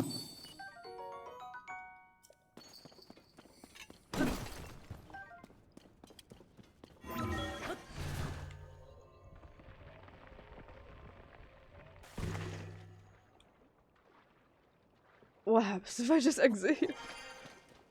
I lived!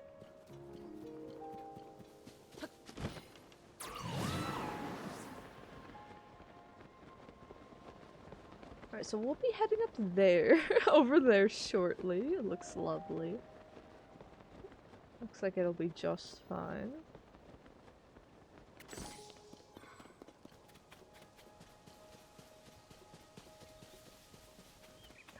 The ponies! Is that an all-white one? Oh, it's got some spots. Oh, it's so pretty though! Y'all are oh, it's pink spots! You're so pretty!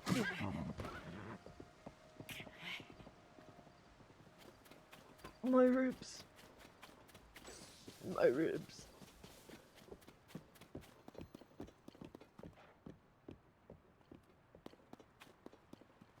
Proceed downward. How far? Aha!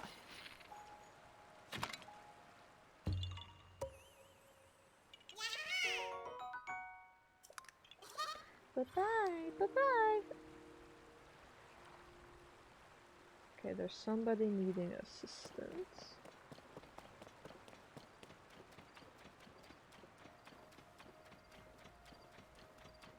What? What's happening over here? Is he drinking the water? He is! They're stopping and having a drink. He's got like some mushrooms to eat.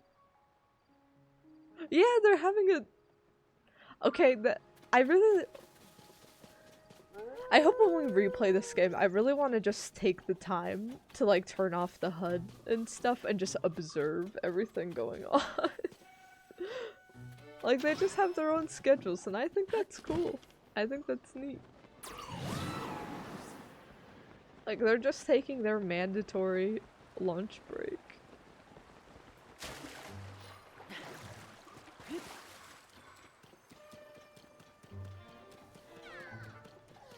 Hello, little man. Where do you need to go? Of course, across the river!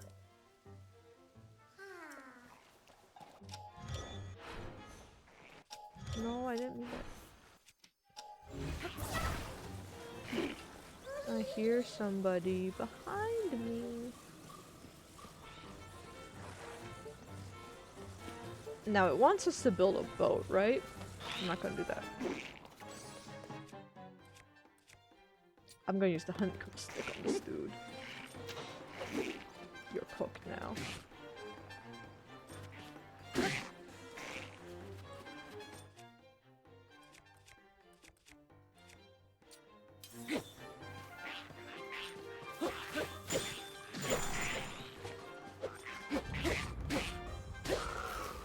Man, I feel bad. They didn't have to get involved. Yeah, we're gonna build the extra long stick to get this guy across. Off to an excellent start. It's not... It's crooked. But, my god, it'll work.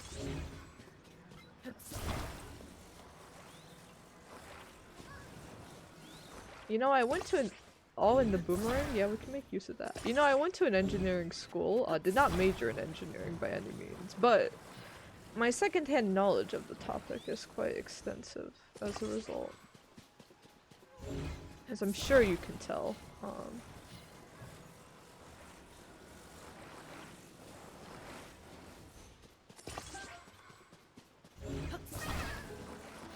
And then you're just gonna go right here. I'm sure that's enough. You know, to be safe, we'll put one of these boards out there.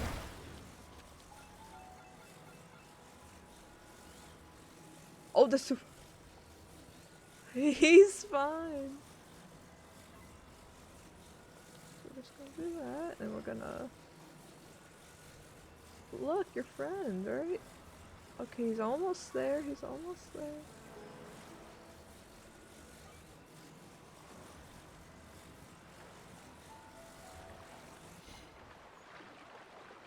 No, I didn't see which way the river was going. Hold on, hold on, hold on, hold on, hold on, hold on, hold on, hold on. Swim! Perfect, perfect.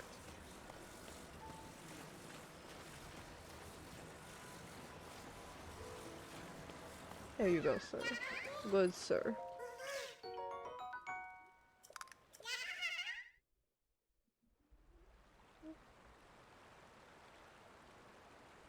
Okay, onwards.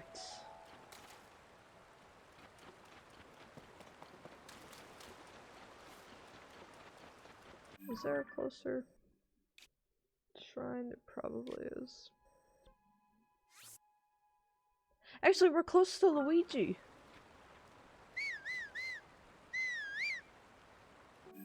Oh, he mad. I kind of left him all the way over here. If I spawn over here, will Luigi come back?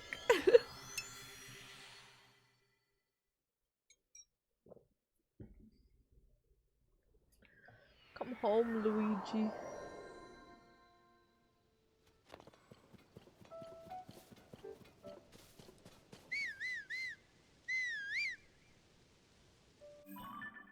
You're right there.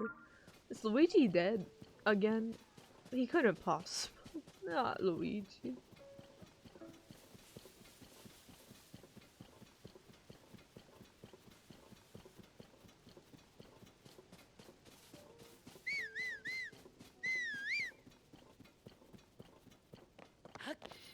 Luigi.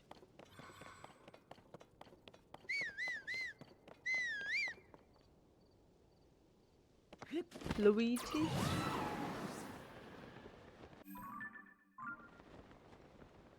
He's like right over here. Why is he not answering me?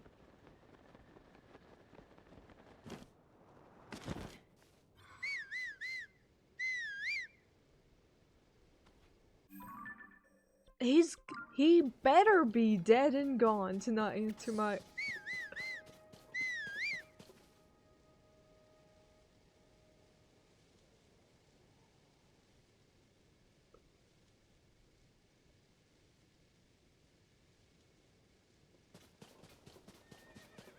There you are. Come here. You're crazy. I guess, yeah, we'll go back down to the road. We'll do this the proper way. Wait,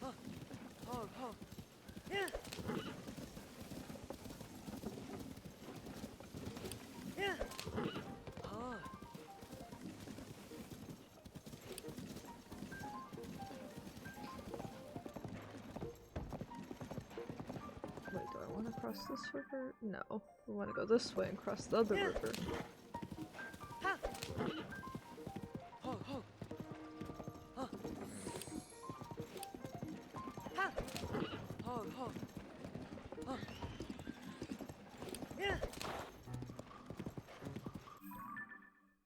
Okay, so hard right up here.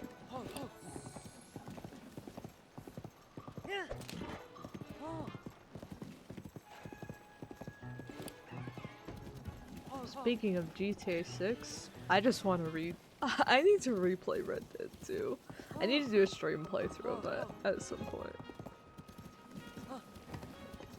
Like, I always talk about how much I love Rockstar games and how much I've played them, but I haven't ever streamed any of them. Because we usually stream JRPGs and Nintendo games, so they are quite different from what I normally stream, I guess. But I also like to be a variety streamer.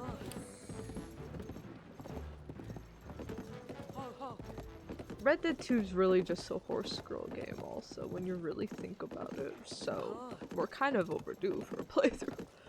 There's so much- I've wanted to play that, Persona, the Xenoblade, bunch of indie stuff, like Shovel Knight, or the Shovel Knight, Hollow Knight, Shovel Knight 2. I think I'm gonna have to do, like, when I've done Smash Bros, to pick, like, what our next follower goals should be, and then, like, what I should DoorDash for dinner. I'm thinking we're gonna need to do one of those at some point for our like backlog games. But I'm kind of waiting to see when Hyrule Warriors release date is. And when Hades 2 release date is. After that, I feel like I want to add a backlog. If we can, I also want to see like after the charity stream, you know,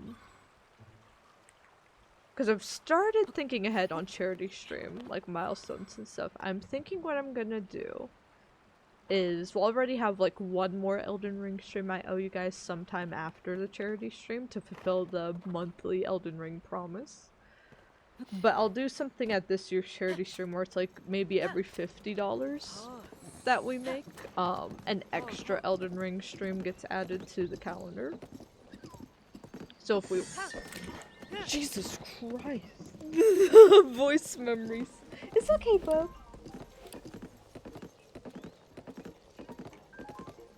Successive generation of rulers. Though it has been partially destroyed by fire, that does not spell the end of our ancestors' legacy. In fact, I believe I caught sight of some new growth emerging already.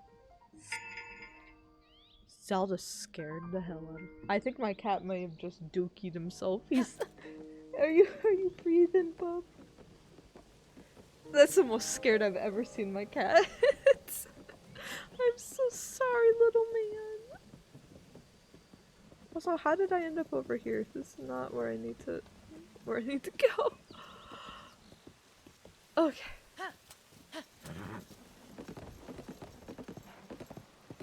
Ooh.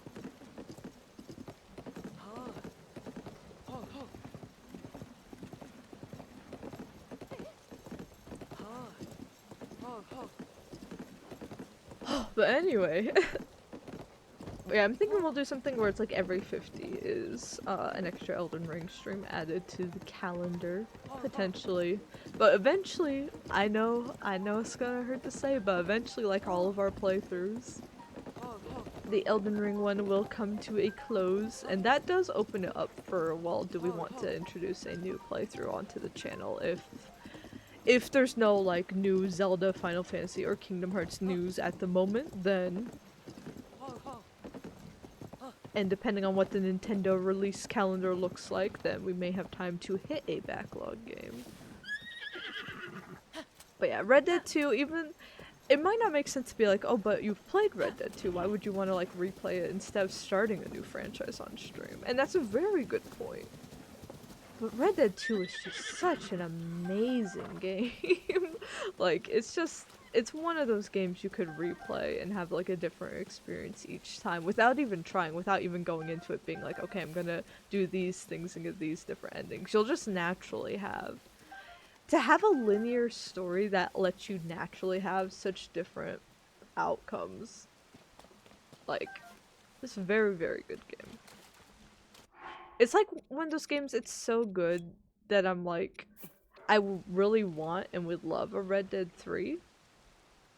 But more so in like the sense of world building, like either it's a prequel set around Dutch, or either Dutch when he was like really young, or it's a sequel to Red Dead 1 and it's set a lot closer to modern times, and stuff. Like, I don't want it to be a directly overlap anything, because I think that's what makes the Red Dead games shine, is like they're their own, they're connected by a linear story, but they're also their own little things, their own little worlds to tell. It's just, there's so much detail in it. Oh my gosh, I love it. I love it. So yeah, it's like I want a Red Dead 3 one day, but Red Dead 2 is so good that I'm also like just content playing it again. I think Red Dead 2 was a big enough hit, and even people started like replaying Red Dead 1 and that jumped up because of Red Dead 2. So I think we'll definitely see a return to that universe. But I haven't been like anxiously awaiting it or anything. I've been like, oh, they're never gonna get to it because of GTA. I hate GTA. It's just, it kind of is like the end of Loki. I'm like, I'll just sit here and let let time pass. Like, there's just something so soothing.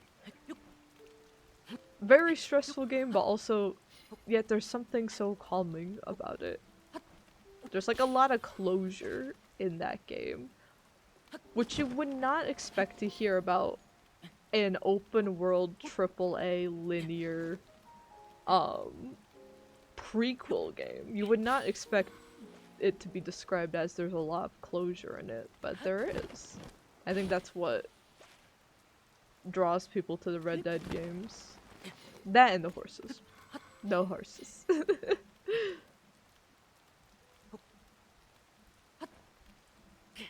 But yeah, I usually replay that game like every couple years or so with my dad.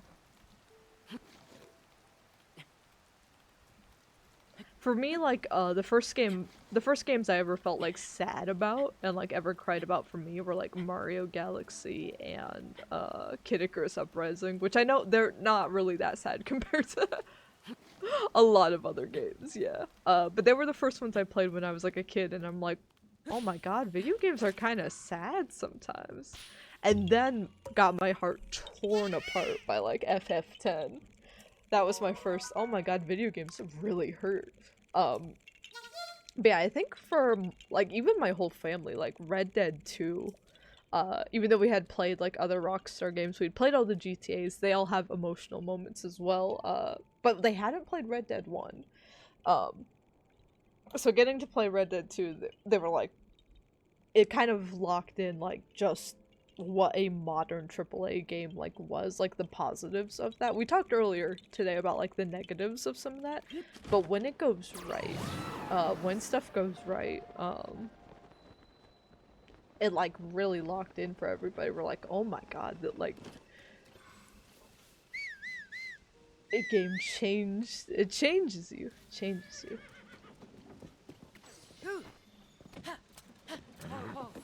My poor dad. We then played Red Dead 1 after I knew the ending. Right? I knew the ending.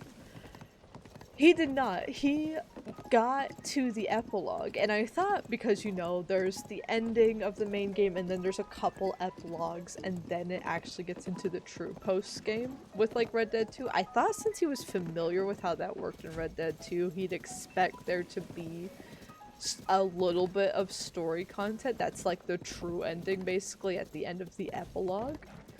I thought he would expect that, but he didn't. He was like, oh, I get to start a new farm and like live with my family. He was like, he basically thought it turned into like a farming sim in a cozy game at the epilogue of Red Dead 1. So he was like, oh, this is a good ending. John deserves this ending.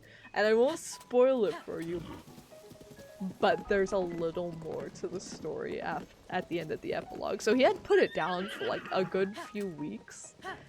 But this was still when like, I think for whatever reason people were like, I think maybe there was a Red Dead 2 update or something. So like a lot of people were talking about like Red Dead 2 and stuff at his like places of work. And like, I know he was going around telling people. I was like, he's gonna go around and tell people, like, I'm so glad Red Dead 1 has a happy ending. And I couldn't have him find out. I had to have him, like, you couldn't find that out word of mouth. Like, you just have to play it and see what happens with the story. So I told him, I'm like, Dad, there is a little more story. You do have to play a little more. And he's like, oh, why? What happens? And I'm like, there's more content. And he was like, oh, maybe there is something about Arthur in the game, you know, maybe there's an official happy ending. And he's still to this day, he's like, why did you have me finish the game, Emily? And I'm like, you would have told your coworkers otherwise, and you would have gotten it spoiled eventually. Like, you had to play through it instead of getting it spoiled. There was no other way. But I felt like such a villain for doing that to him. Ow. But yeah, we gotta. I don't think I'll stream. That being said, I don't think I'll stream GTA 6 on release. Very excited for like the Bonnie and Clyde type protagonists though. Oh my gosh, all the I hope you can have so many outfits you can give her. Oh my god. I'm so excited to play as her.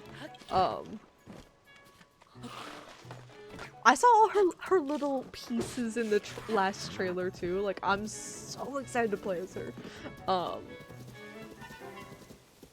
So I could definitely see us like doing a replay, but I will probably do like my first playthrough of GTA 6.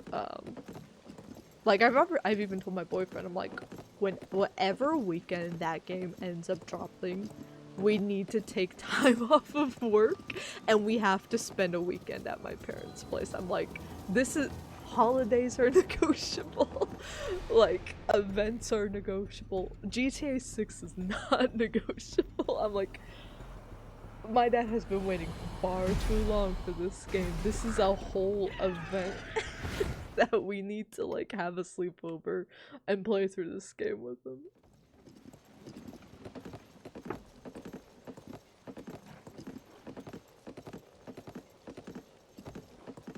So yeah, if you're wondering like what streamers to watch for the day one playthroughs, it won't be me. It won't be me, but potentially one day if we're like already into like a Rockstar game at the time too. Potentially one day. But yeah, we gotta, you know, if Square wants to provide any information whatsoever on Kingdom Hearts 4, that would help me. I think realistically, playthroughs I'm expecting to pop up are Paralives, Hades 2, Tomodachi Life. Tomodachi Life is gonna be a gigantic thing, of course. Let's see, Tomodachi Life. And Hyrule Warriors, I still feel like could potentially come out next year. So those are kind of the ones that are on our radar.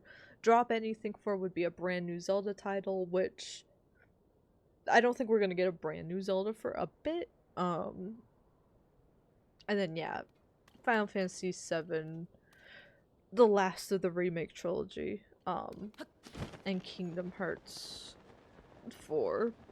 But like games like that aren't going to be shadow dropped also. Those will probably be announced, like, they're probably so quiet about it now because they want to wait to do more marketing until like a year in advance seems to be the play. So we'll probably have a little heads up. I would also like to replay like all the Zelda games in timeline order at some point. That is still something I'm hoping to do. So that would take up essentially like a year's worth of playthroughs probably.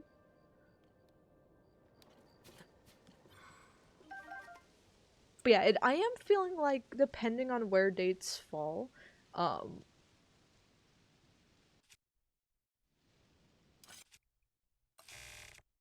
we'll still have like some openings for a new thing to play going into next year.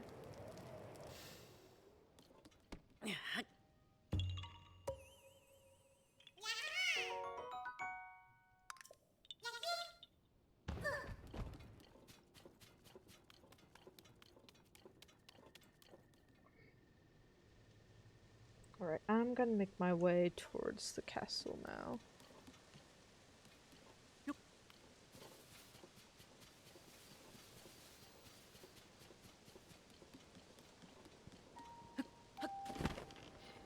But see how much quicker we're getting Koroks now that we're on like even ground? And not having to scale a mountain in between Koroks. Oh, Zelda has something to say. Talk to us, Zelda. Though the central square has lain in ruins for a long time, I can still recall the bustling activity of the castle town like it was yesterday. At the center of this space was the fountain, fed by an underground waterway, though I suppose that has run dry. Thank you, Zelda. Yeah, I don't think there's water here no more. There is a Korok though. He probably drank all the water. Greedy. Look at this greedy man. I bet he drank all the water. Yeah, that's what I thought. I don't know why I think it's just funny to me. I don't know why I'm so mean to Koroks in this game though. Like the Koroks in Wind Waker, I'm like, my baby, my baby. I'd do anything for the Koroks in Wind Waker. My heart breaks for them.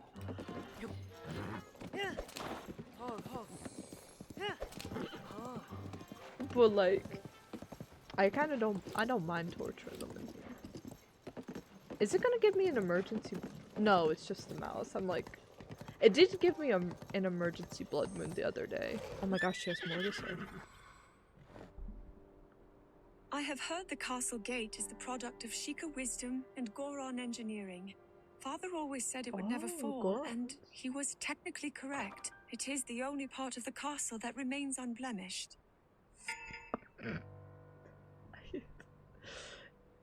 Yeah. Man, screw her father in this game. He's correct.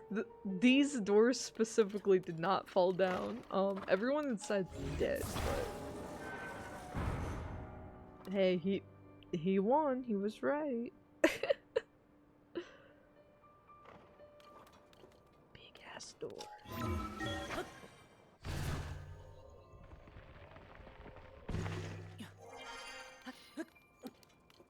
Yeah, the Koroks in Wind Waker make me cry, man.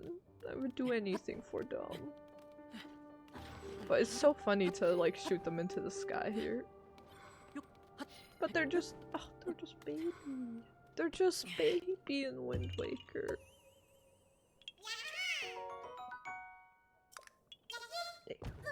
Take that. And then I think there's one probably over here. Is it gonna be an under the bridge thing? Is it gonna be a shootable thing?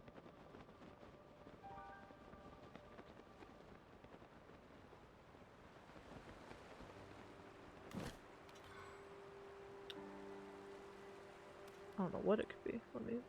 Let me look it up.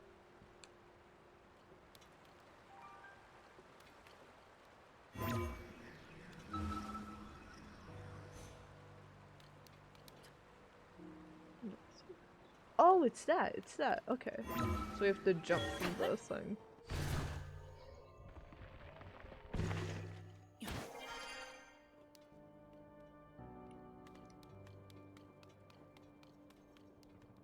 There we go. Oh, that was perfect. That was perfect. I should get an extra Korok seed for that. Okay, now we're gonna do a little teleportation. Let's start from here.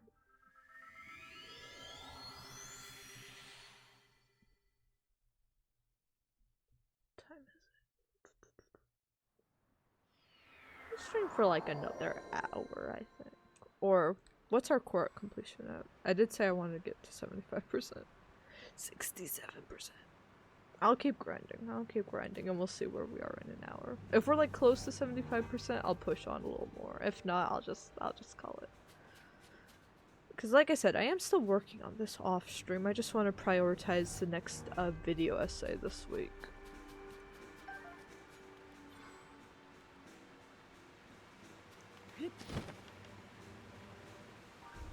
Northeast and downward.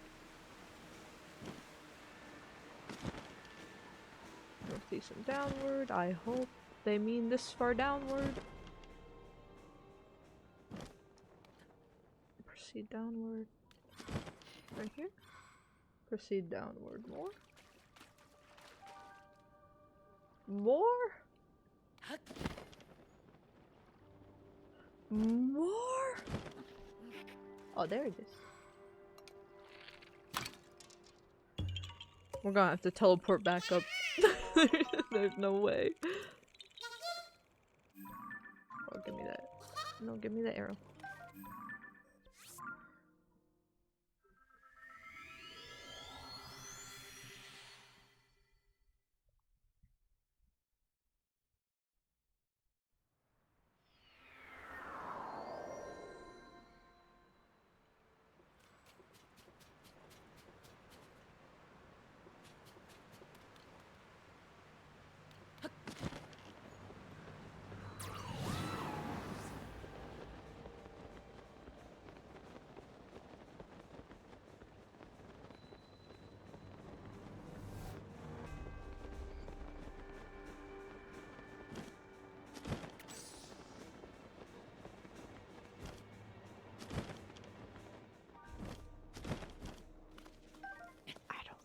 don't think my friends are making it out of peak.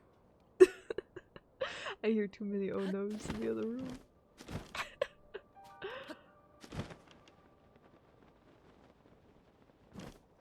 Proceed up. Proceed upward. Oh, you're joking.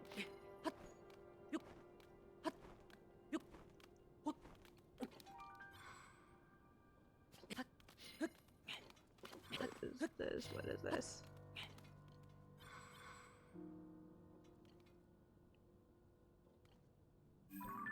Wait, if I just...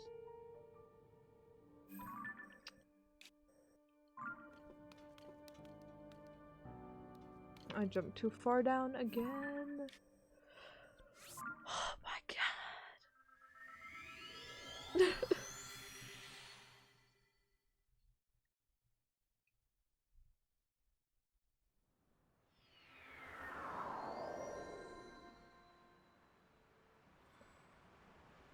Again.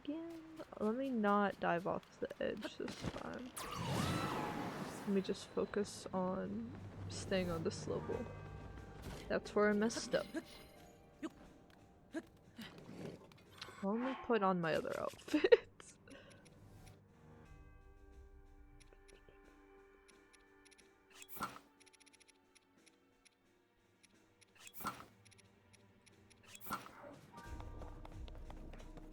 Defensive outfits.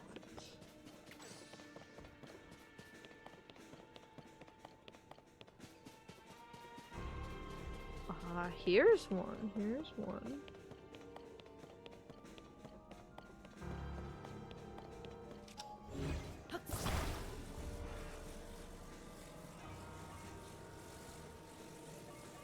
So you're telling me people were dying and stuff, right? And the Crocs were like, but wouldn't you like to do a puzzle? Wouldn't you love to do a puzzle right now? Do this one. No.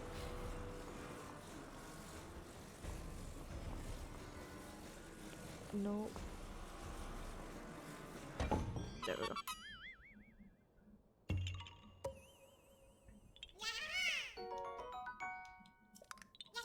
Bye-bye.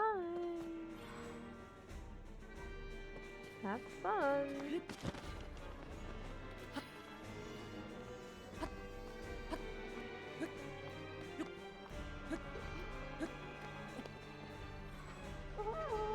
Why would you do that? Why would you do that? Why would you do that?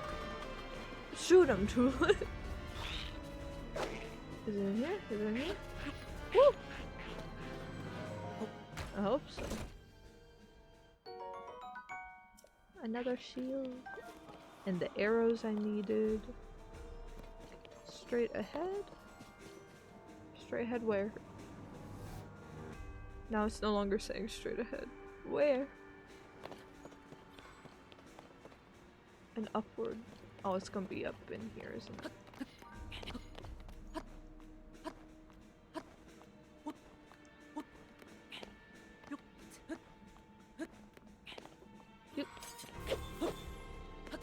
Oh, just use my big old forehead. Bop.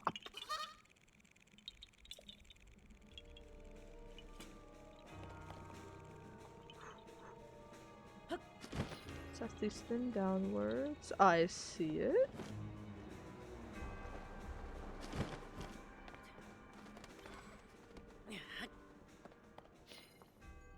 There. Make our way around the outer parts and go in. Maybe. Actually, if I rocket shield and have my Zora armor, will that work? Will that work?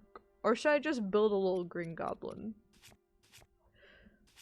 thing? Let me put on the other shirt. Oh, that actually matches well. That's the drip. This is the drip.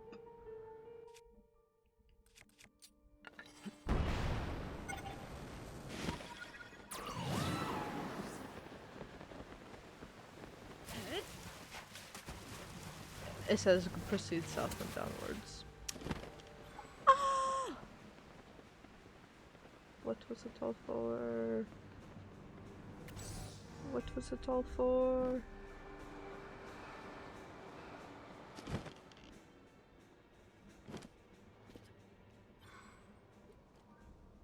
Further downwards?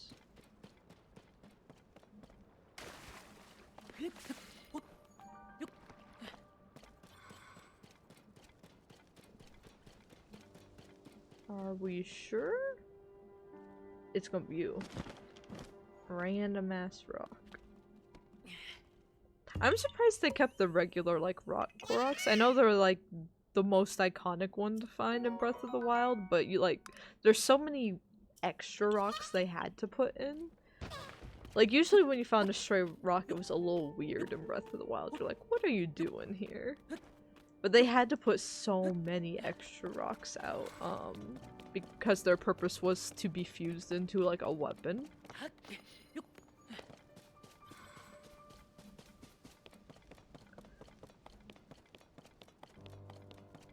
So yeah, I'm surprised they have the rocks. It's kind of now like, is that an actual rock, or are we talking a Korok rock? Because it is a much rarer to find Koroks under the actual rocks in this game as a result.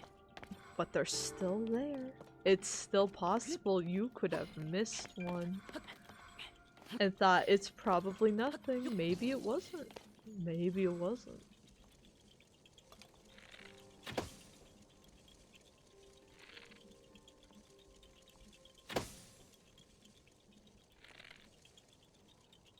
Oh. There we go.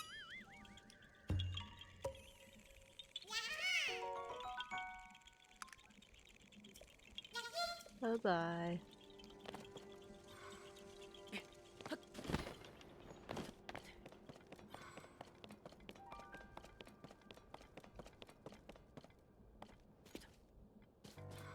I think these, like, break into the castle moments are some of my favorite bits because as much as I do want traditional Zelda dungeons back because I do like them, I like that the castle dungeons are more like just whatever way you find to get inside the castle, get inside the castle, save the princess. Like, there's a sense of urgency to it and letting you, like, break, like, sequence break a little bit that I think I appreciate more.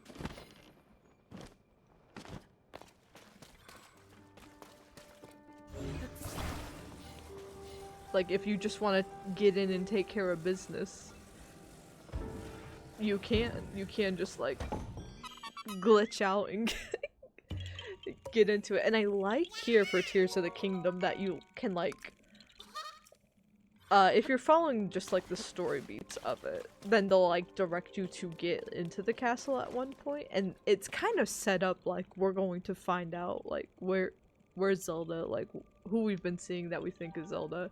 It's kind of set up similarly, and then it ends up just being, like, the halfway point of the game. Because, and again, spoilers, I guess, spoilers, but where you really need to go, is you need to go underneath the castle because that's where you started your journey. So, and they don't tell you that directly, which, I really like that they don't tell you that directly.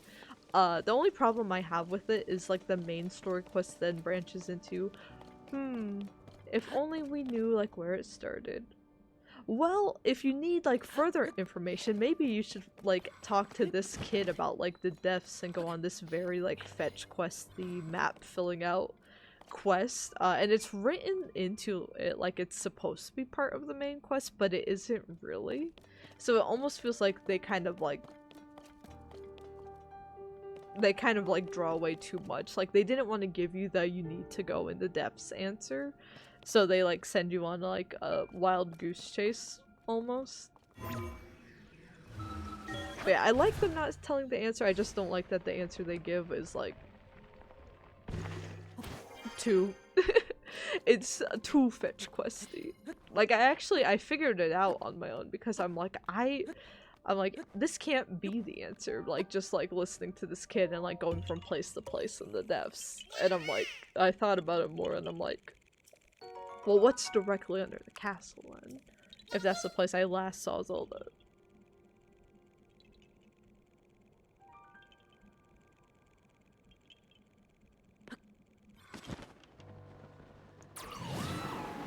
But yeah, there's kind of a second layer to that than like revisiting the castle, not to break into it, but to break in underneath of it, that I really ended up liking. Oh, there it is, there he is!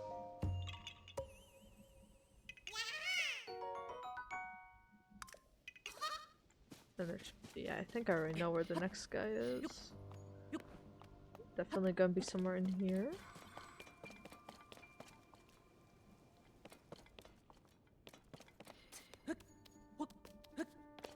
In this vicinity.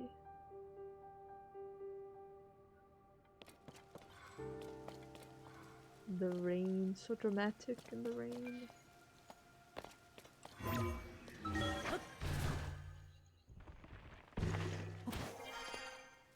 See downwards. Okay, so that wasn't it.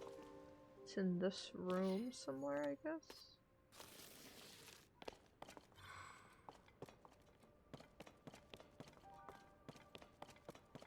Where are you?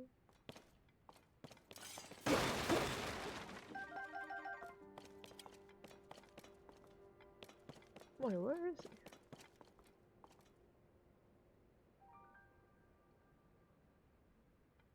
My Korok level design detection skills are going off right now.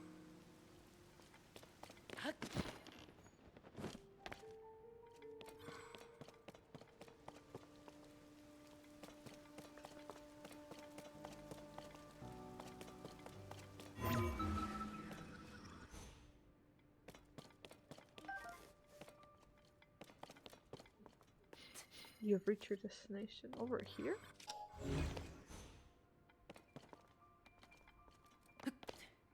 He's gotta be like right outside the wall. Okay, there it is. It shouldn't in this vicinity. Count your days, Zelda notes. Hello there, Garage Man. And yes, I do have the Switch too.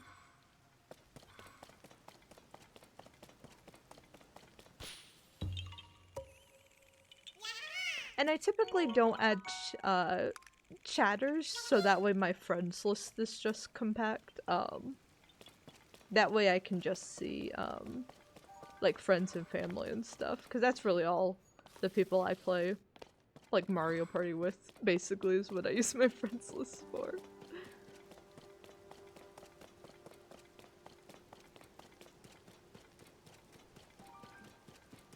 Yeah, I've just gotten into habits where I have I used to like add a lot of people on stuff whenever they asked in the past, and then I like I get notification anxiety easily.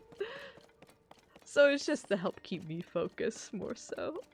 It's nothing personal, and I do like to play with viewers sometimes. What was Zelda talking The about? ramparts themselves are crumbling in many places, but towers appear to have endured. This seems like an excellent place to store the materials we will need as we work to restore the castle. They do got a lot of loot in here. Basic loot, but there is a lot of it. I should use the axe.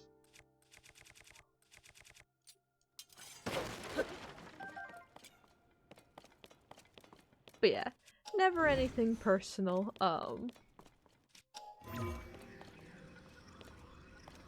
Just me trying to balance streaming and social anxiety at the same time. A lot of people get surprised. They're like, but you stream, how can you have social anxiety? I don't know. I don't know. I'm a person of many talents.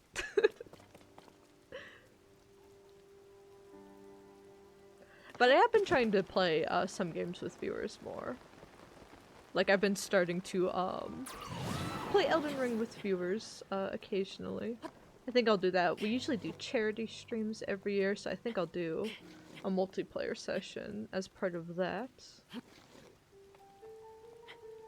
Twins!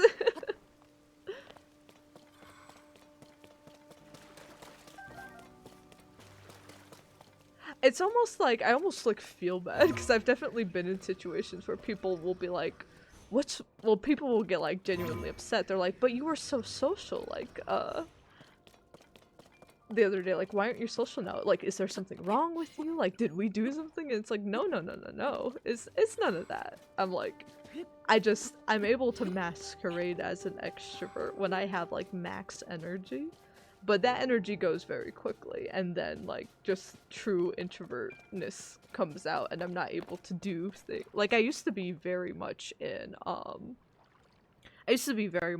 D&D because I was playing with like a small college group of friends, and then I loved it so much both as a player and as a DM that I started getting into like a lot of sessions. There was a time that I was in like 4 sessions at the same time for a bit, and that got very overwhelming, especially in like larger groups or groups that like played differently, that were more like min-max focused rather than like the RP part. So I couldn't like stood out and got quiet, and then it was always like a thing of like, but you used to talk so much like at the start of these campaigns, like what's wrong with you now? And it's like, I don't think anything's wrong with me per se, just I've been very good at masquerading and pretending I don't have social anxiety, but I do. But I do. It's hard being an adult. Also, Elden Ring is very confusing, yeah. It's my first Souls-like game, too.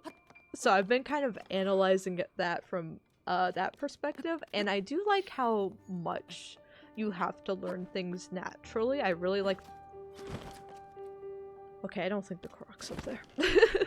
I really like how the world building, like, you experience very naturally, but, like, the controls and how to, like, do things that are pretty necessary to progress the game are either not explained at all, or they're explained via a lot of text box, which I actually made, like, a YouTube video essay about how I feel about text box tutorials.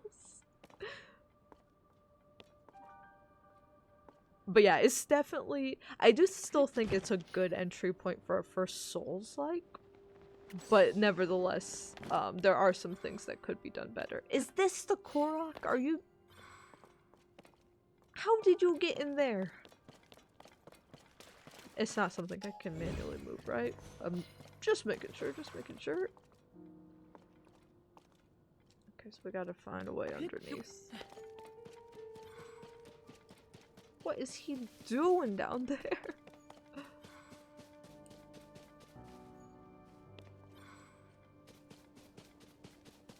Here I was thinking we were getting a bunch of easy Koroks back to back. And then this dude shows up. Oh my god, where... There's gotta be a cave nearby. Where... Oh, it's that.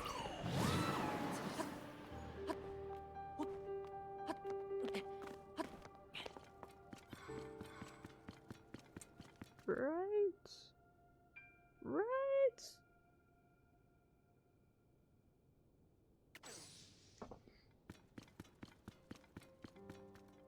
I'm sure everything's okay in the castle.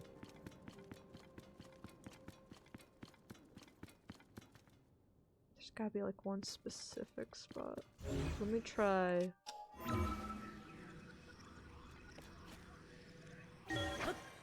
Is it here?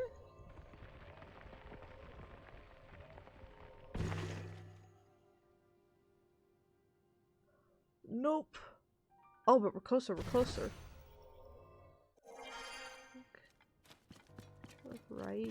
Right here? Nope. But we're closer, we're closer. Oh, it's like this way. Maybe this room loops back a bit. It's like, it's, oh my gosh, it's like this corner, what?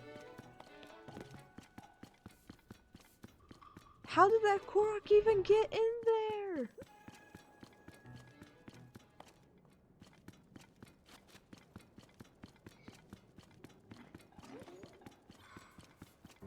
I'm not fighting you. Get off the walls.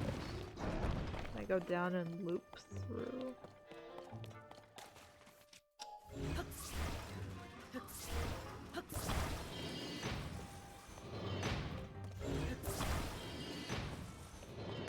We are further away now.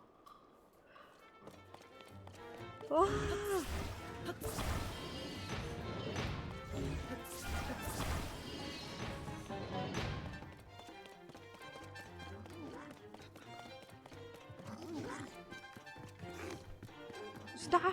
Stop chasing me! I'm trying to find a Korok!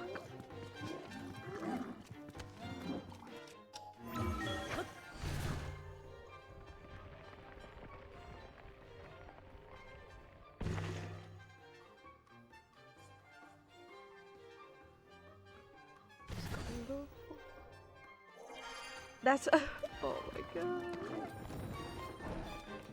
There's gotta be something that loops back around to there.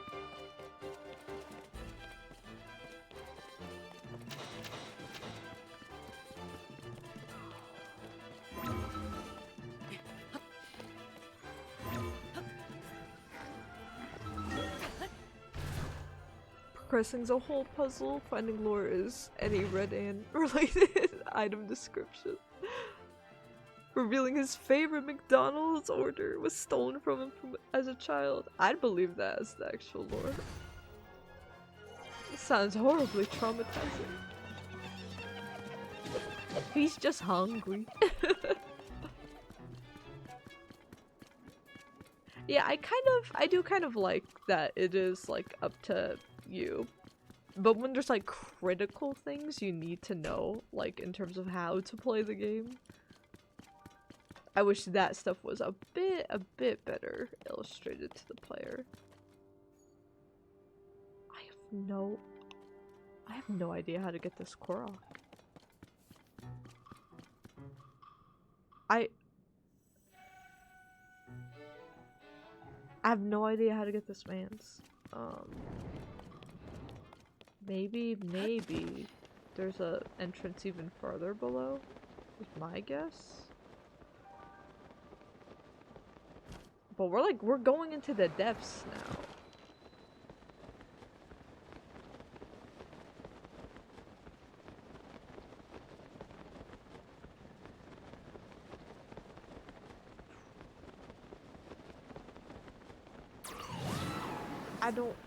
I don't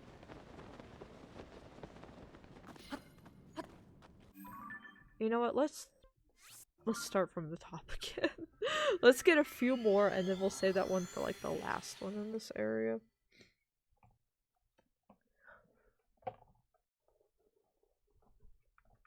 If we could cross, we'll definitely be able to cross 700 Koroks today, so I think that sets us on some good progress.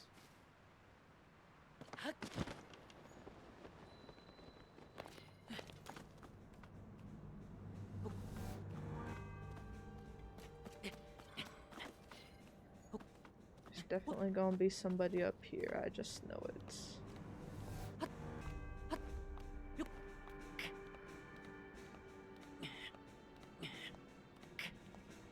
Starter armor reveals where you came from. See, like, stuff like that is cool. I like how subtle that is.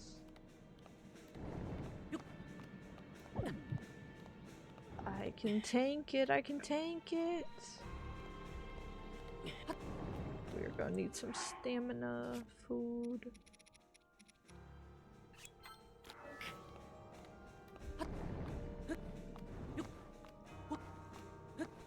Let me up, let me up. Whew. The lore for your starter class? Yeah, I don't mind hearing about the samurai class. I don't know if I'll ever replay Elden Ring, so I probably wouldn't know about the samurai class otherwise.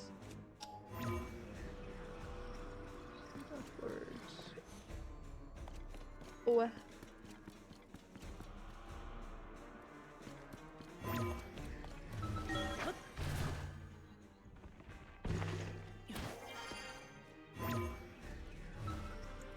I saw it turn green for a second. Oh. Ooh, arrows. Ooh, a bow. Upward still. Where is this lad? Oh, I saw it. I saw it. I saw it. Turn green for a moment. Oh.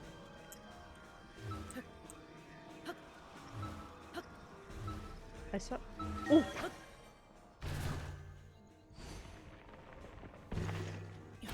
Ooh. It's still saying upwards. Is this guy on the very top of the castle? He is going to be, isn't he? And upwards.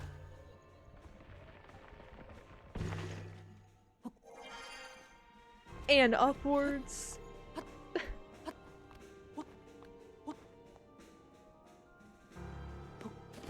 And upwards. And upwards.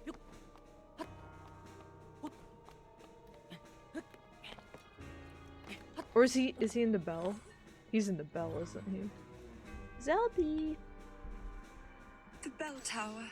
My memories of it are filled with a terrible sense of helplessness. When that bell tolled, it reminded me that my training was incomplete. And the last time I heard it ring out, it was warning us of the calamity's arrival. Poor Zeldy.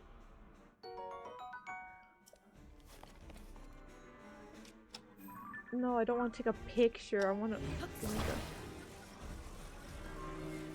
Let me just.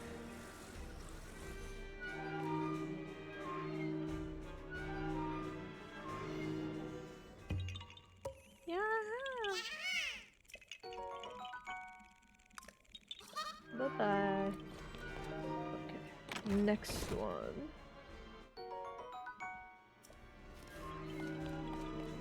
What direction?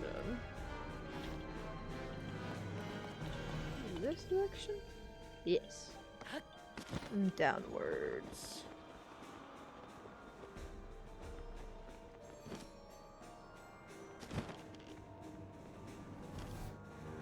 Is it around here? No, it's a level lower. Okay.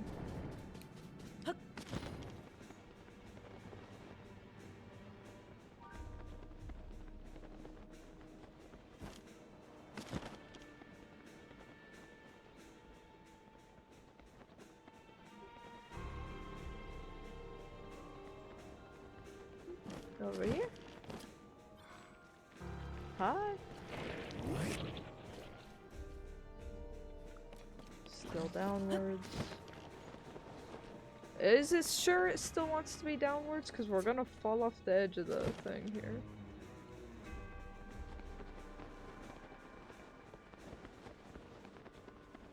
It still says downward? Okay. Okay. Oh, there it is. Oh wait, there is another one like right around here. Let me make sure I get that before heading off on this thing. I know there's two of you. Where's the other? Was it up? Oh, it's further downward. How much?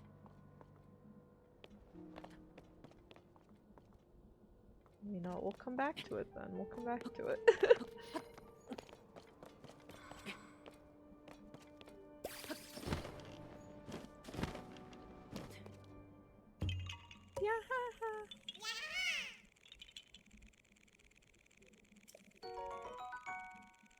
Helmet reveals that word if it reads scrubs to a certain type of blood-soaked madness? That's a cool explanation for the different types of armor.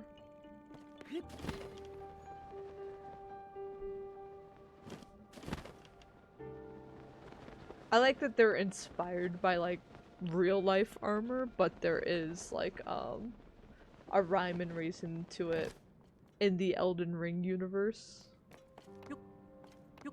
In this vicinity, what are you?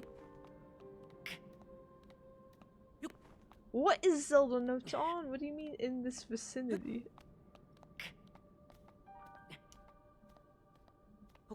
What? Where? What? In this vicinity.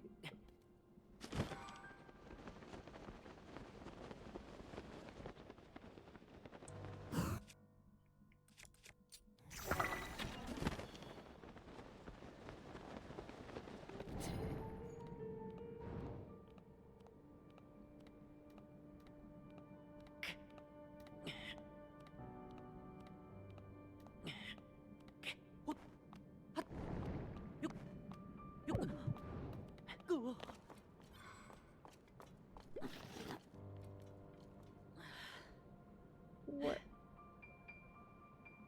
Okay, yeah, some of these are really... I know this is like the dungeon area, but some of these are like really tangled up. I don't... Mine wasn't samurai, it's whatever one comes with like the the other two swords. I forget what the starting classes are. See downward.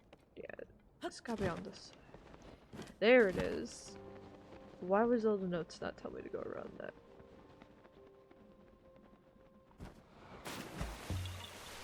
It was like the one with like the blue like wrap around the head. With kind of like the fur. The boots with the fur, dare I say.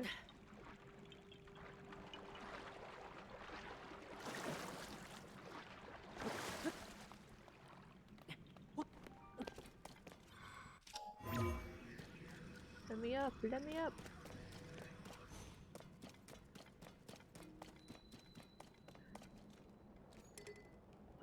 What the dog?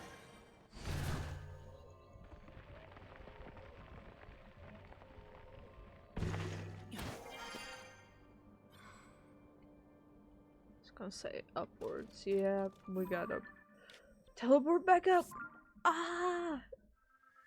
Ah! I wish to be free of this pain. There's so many Koroks. There's so many.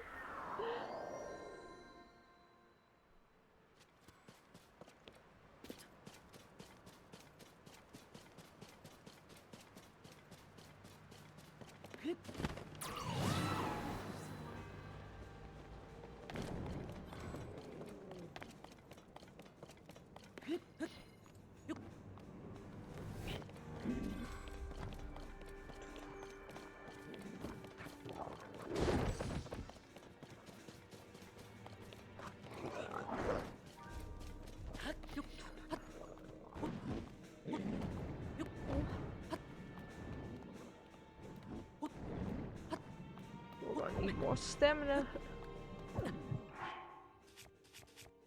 I feel like I'm wasting all the food.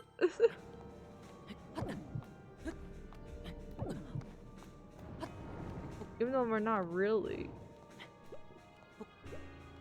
The warrior. Yeah, yeah, yeah. That's it. That's it.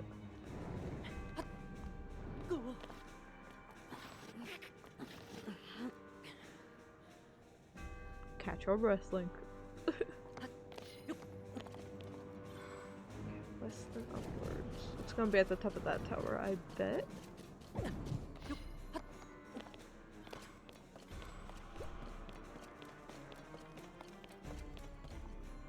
Oh, what's in here again? Again? I was just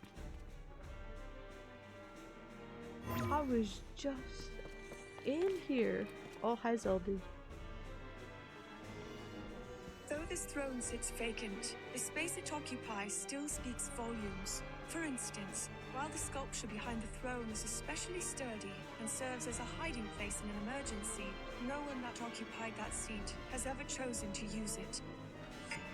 They just hide under the chair. It doesn't seem like a good hiding place. I do like that you get to explore the sanctum freely. You can't really do that in Breath of the Wild because that's what triggers the boss fight. But you can just chill and walk around in here.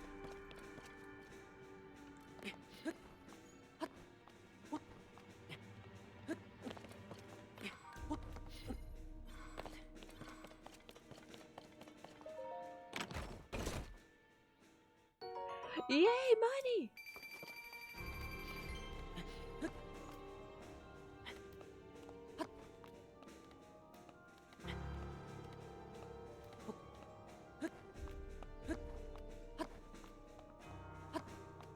Well, I see the guy on the bell. Was there one more right above him?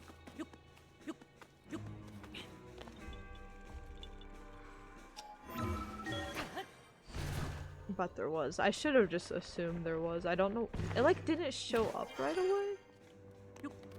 But obviously there was gonna be a Korok up here. Ooh, ooh, ooh, ooh, ooh, ooh, ooh, ooh, ooh, ooh, ooh. Can't carry. Bet. Bet. Bet.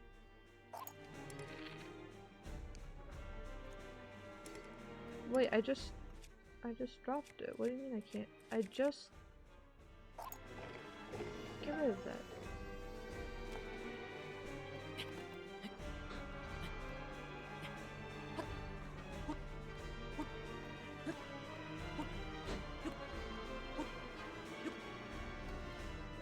Yeah, there's always some Korok just hanging up a. Why are they hiding here? People are dying. Why did they decide to put puzzles in?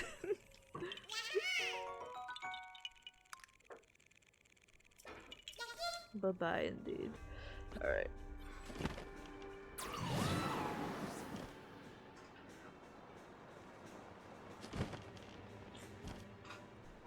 Then downwards, proceed downwards. Hopefully they mean like just under here. That would be nice.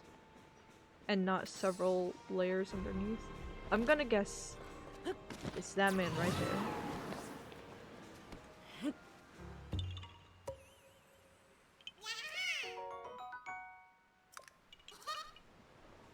there. As expected, as expected. There you go. A little something, something.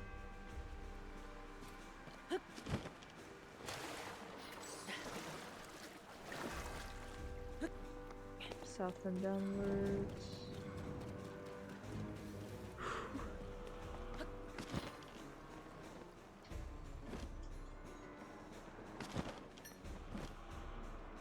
Wait, no, it's this guy again.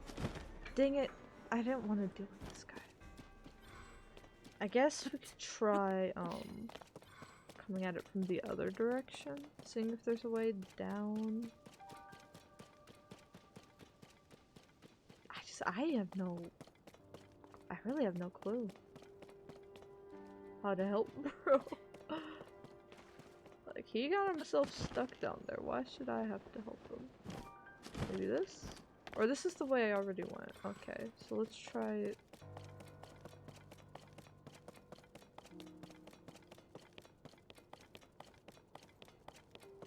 Try over here?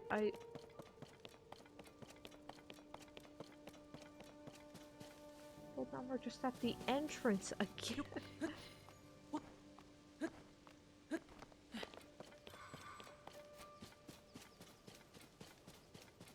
Maybe up here.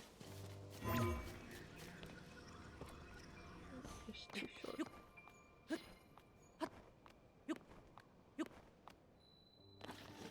Oh! He stood there for a moment.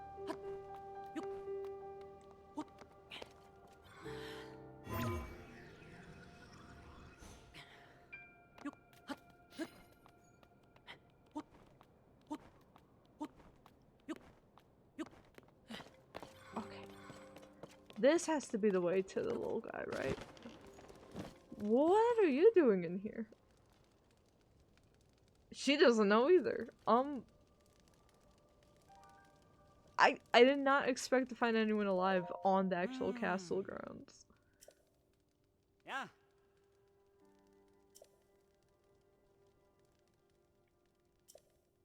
Or are you, bro?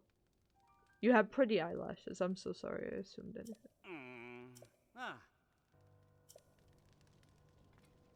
I'm so far. We're so far from the castle. Go home. Look at all the toxins in the air. We're back in the building. This one Korok is gonna make me just absolutely crash out. I feel like we keep getting farther from it. Like he's right there. He's right there. Unless there's some secret, there's gotta be some secret path or something I don't know about.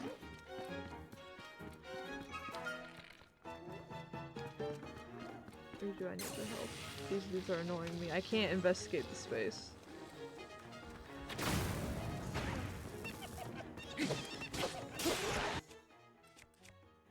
That's right.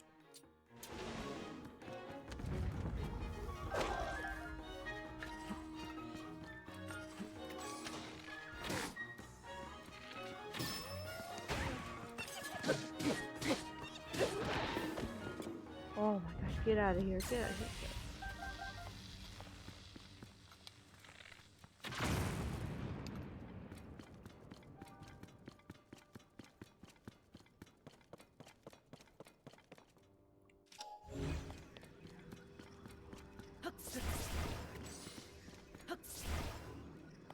Feels like there should be some sort of secret passage somewhere, but I don't see anything movable.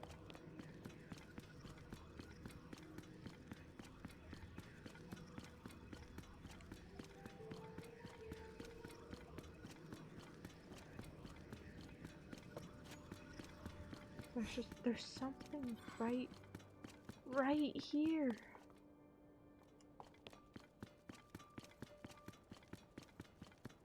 Oh.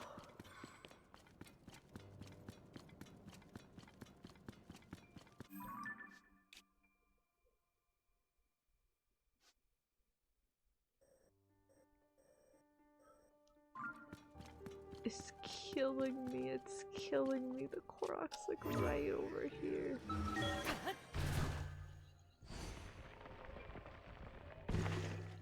We're so close to it.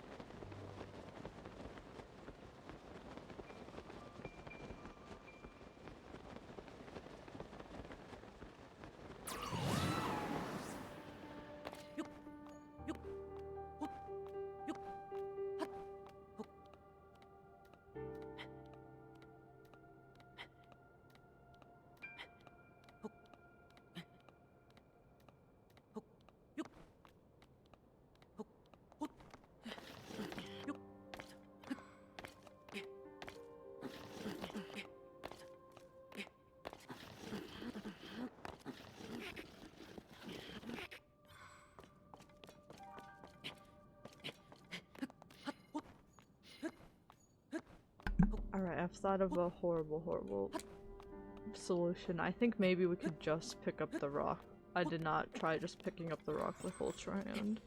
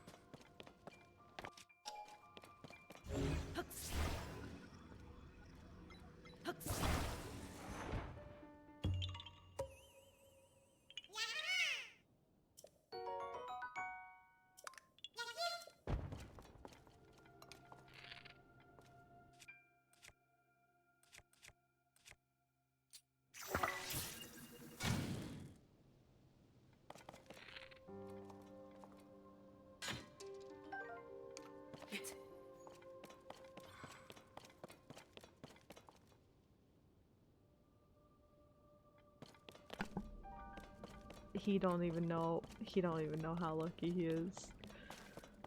I'm gonna finish out the Hyrule Castle ones and then probably call it a day because I think my brain's short-circuiting. I'm entering idiot mode. So I think I'll have to recharge after this. But let's finish off these castle ones.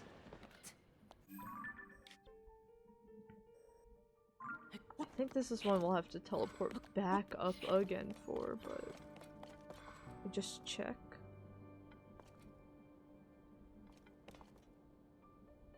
Maybe not actually.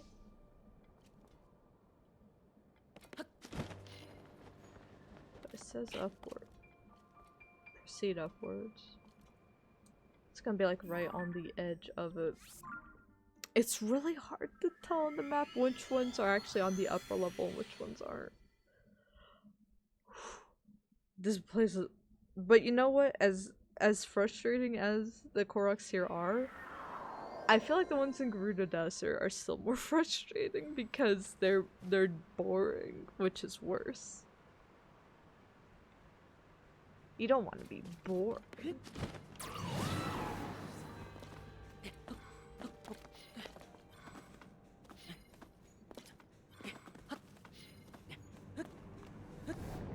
But yeah, I want to 100% this, just kind of, it's like a bucket list thing, I guess,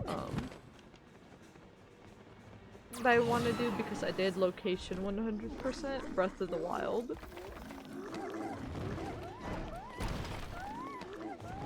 But also, the sooner we finish this up, the sooner we can open up more of our stream availability for other things. And usually I don't 100% games because I don't want to get like overly burnt out or frustrated with them.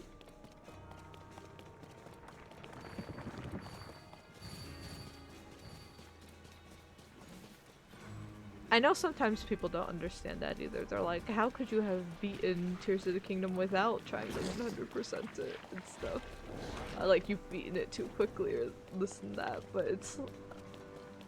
it's like, well, I don't want to burn myself out on it either. I like kind of just doing whatever I want to do. If something just doesn't appeal to me at a moment, then I probably won't do it.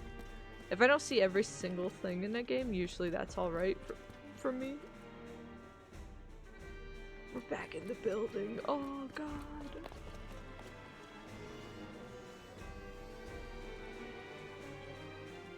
Yeah, it's gonna be like right on the edge somewhere.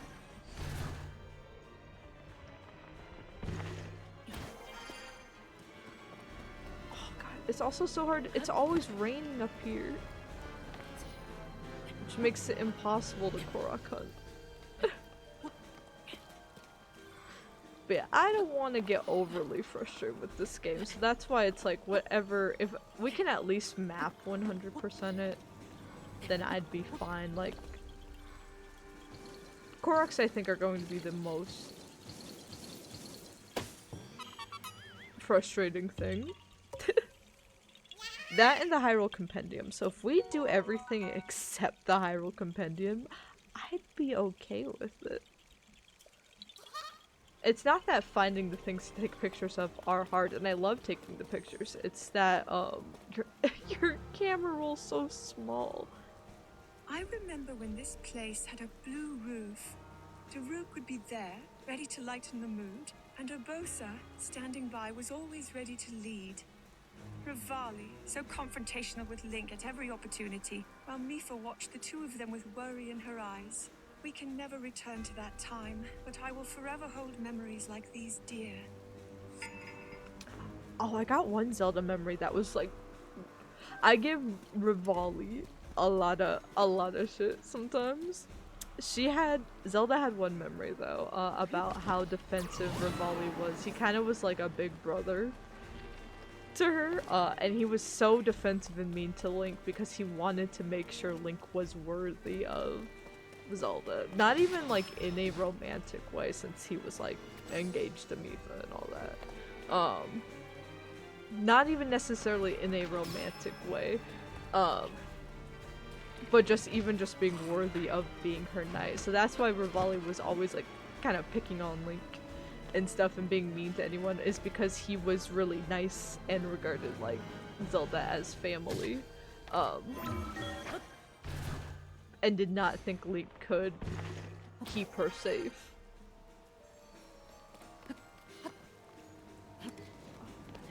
It's not gonna stop raining! And the Korok's up there!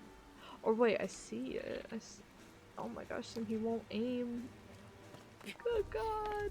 Oh! Link, I need you to tilt your head back a little more.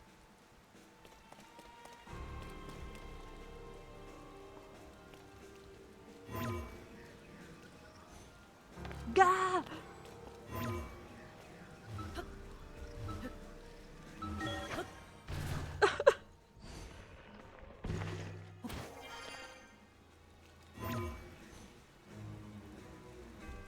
You know what, we've used up all our like rocket shields already, so no. I'm losing my mind with these last few.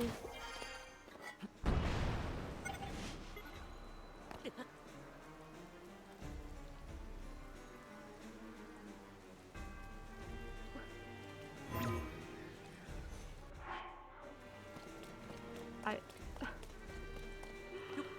don't know what can be done in the rain.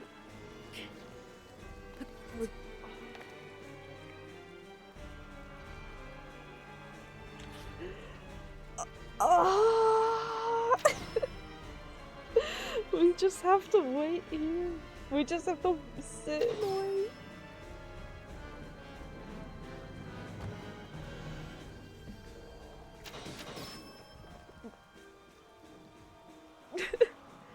How's everyone doing? Oh, my phone's gonna die. Let me plug that in. But yeah, I don't know if I'll do 100% on stream. That's why I want to put my all into this one. And then after that, maybe not. Maybe not. I don't know if streaming 100% or even just doing them in general is for me. I very much like to... I try not to be a rage streamer. I know those are the bits that people like, but that's why I was so hesitant to play Elden Ring at first. I was like, I don't want to just be a rage streamer. I don't want to just be someone that is watched whenever someone needs like someone stupid and angry to put on the TV. That I don't want to be the person that comes to mind. Even though I can get quite angry and I am quite stupid. I do like to have, I think my favorite streams are like the chill stream vibes and the game dev ones. Or like really hype ones, like Final Fantasy 16 I loved playing, and 15 also had really hype moments, but they were also things that I could grind through and like work through.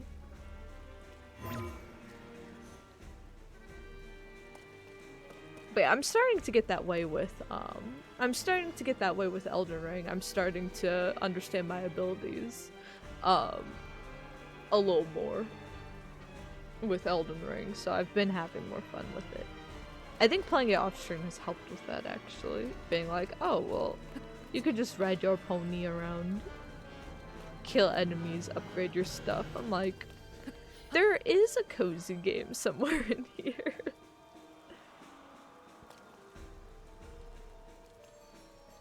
There is. We have to get the one up here first. Like, there's just nothing we can really do until it stops raining, because we're gonna keep sliding. We have the frog thing, but that's not gonna help. That's not gonna help.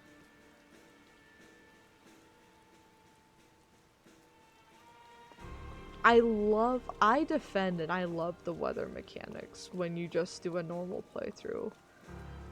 But I see why people hate them, especially in an 100%, because there's nothing you can do in an 100% because you have to sit still and wait because that's your strategy and stuff. But yeah, like if I were just doing this, I like it because if I were just playing this normally, right, I'd be like, oh, I guess I can't explore up there right now. I'd be like, let me go move somewhere else and go sit somewhere and sleep and take cover.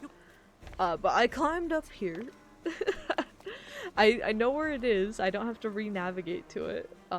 So that's the trouble of if I were to, like, move away now. Hi, Tulin, you're very close. Give me some space, lad.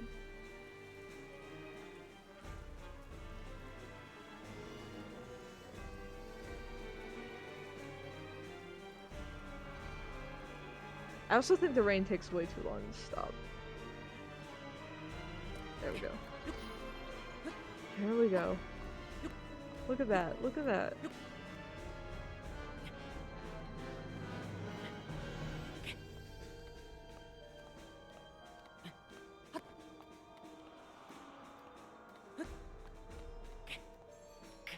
I'm gonna kill you. I'm gonna kill you. Ah! Is this Zelda study? I think it might be. Well, we gotta. I was like, Zelda, speak up. I'm gonna read your diary. My study. I found a silent princess in a corner of this desolate room. How many years or decades has it patiently waited for the right conditions that it might finally emerge? To think, I once believed the silent princess was doomed to extinction. You're stronger than anyone. The silent princess. Yoink! Can't carry any more of those. I can carry what I want to carry. Get rid of that.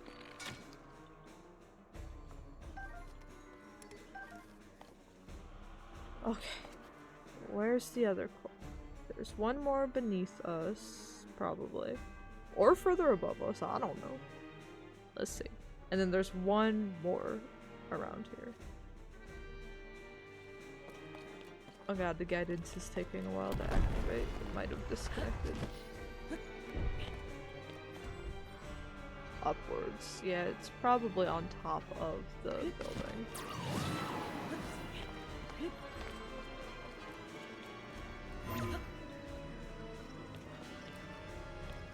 Hello? Hello? Hello? Hello? Hello? Hello? Hello? What?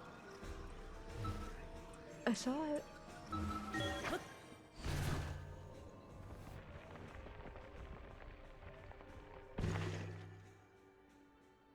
Oh my goodness. Yeah, I'm gonna guess he's right up here, isn't he?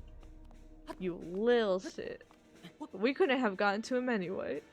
Because of the rain. One more. Let's get one more.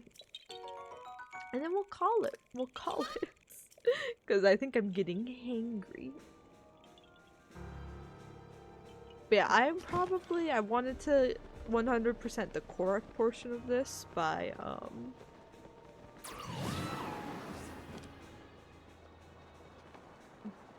like Wednesday, or not even Wednesday, but like the end of the weekend.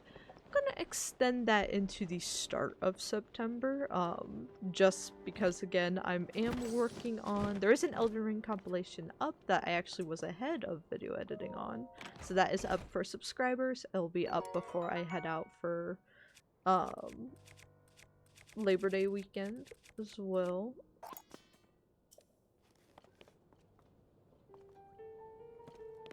But I need to finish up this next video essay, so I do need to spend time on that more so than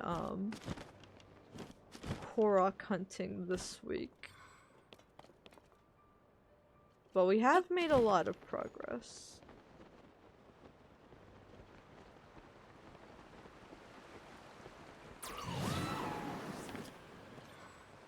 Oh my gosh, I went the wrong way. How do I keep... I keep like running along the sides of things, and then like these Koroks end up being like within those walls. It says it's like right here in this vicinity. There. I hear you. I hear you. Where? Hello? I hear it! I hear it! What? Is it right outside? Oh no, it's this. Just the pinnacle part of it. There we go!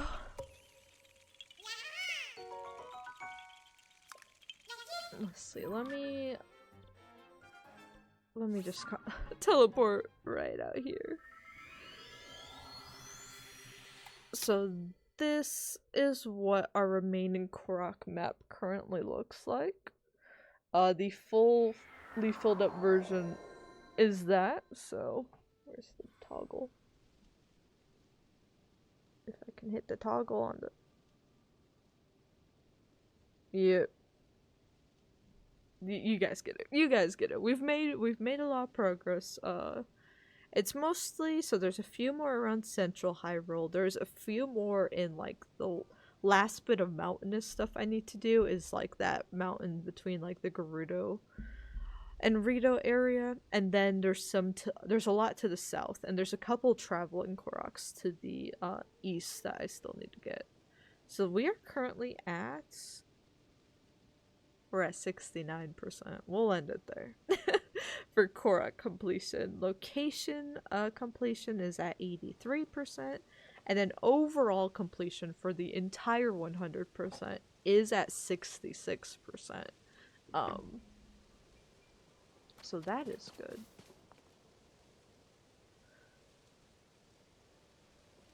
But let me actually, let's go to Lookout Landing so we have some music, and so I can stock up on arrows. I imagine we'll need that for the rest of our travels, but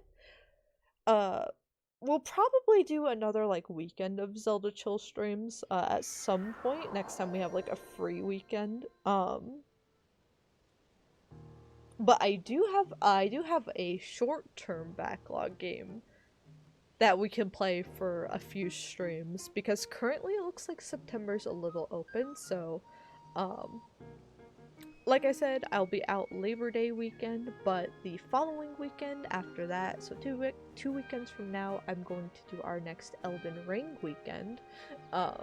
So if you're excited for more Elden Ring, that's when I'm planning. I'm hoping to do both a Saturday and Sunday stream. If that changes, I'd at least do the Saturday stream. So Elden Ring coming up soon. After that, because we're waiting, we'll get back to our like Oz Tycoon UEFN project in October. We'll also get to Pokemon Legends at the second half of October, and then we've got the charity stream at the start of November. So what that means for our playthroughs is we do have a couple weekends of like an opening, and I do want to get some Zelda streams in there for a few weekends, like in between. but I am thinking of picking up, or not even picking up, because I think it's free to play. I'm thinking of checking out the Pretty Derby game, the anime horse girl game.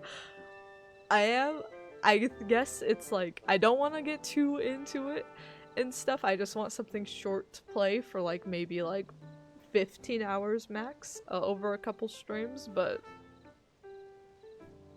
well, I am considering having that as kind of our filler, as long as like nothing pops up.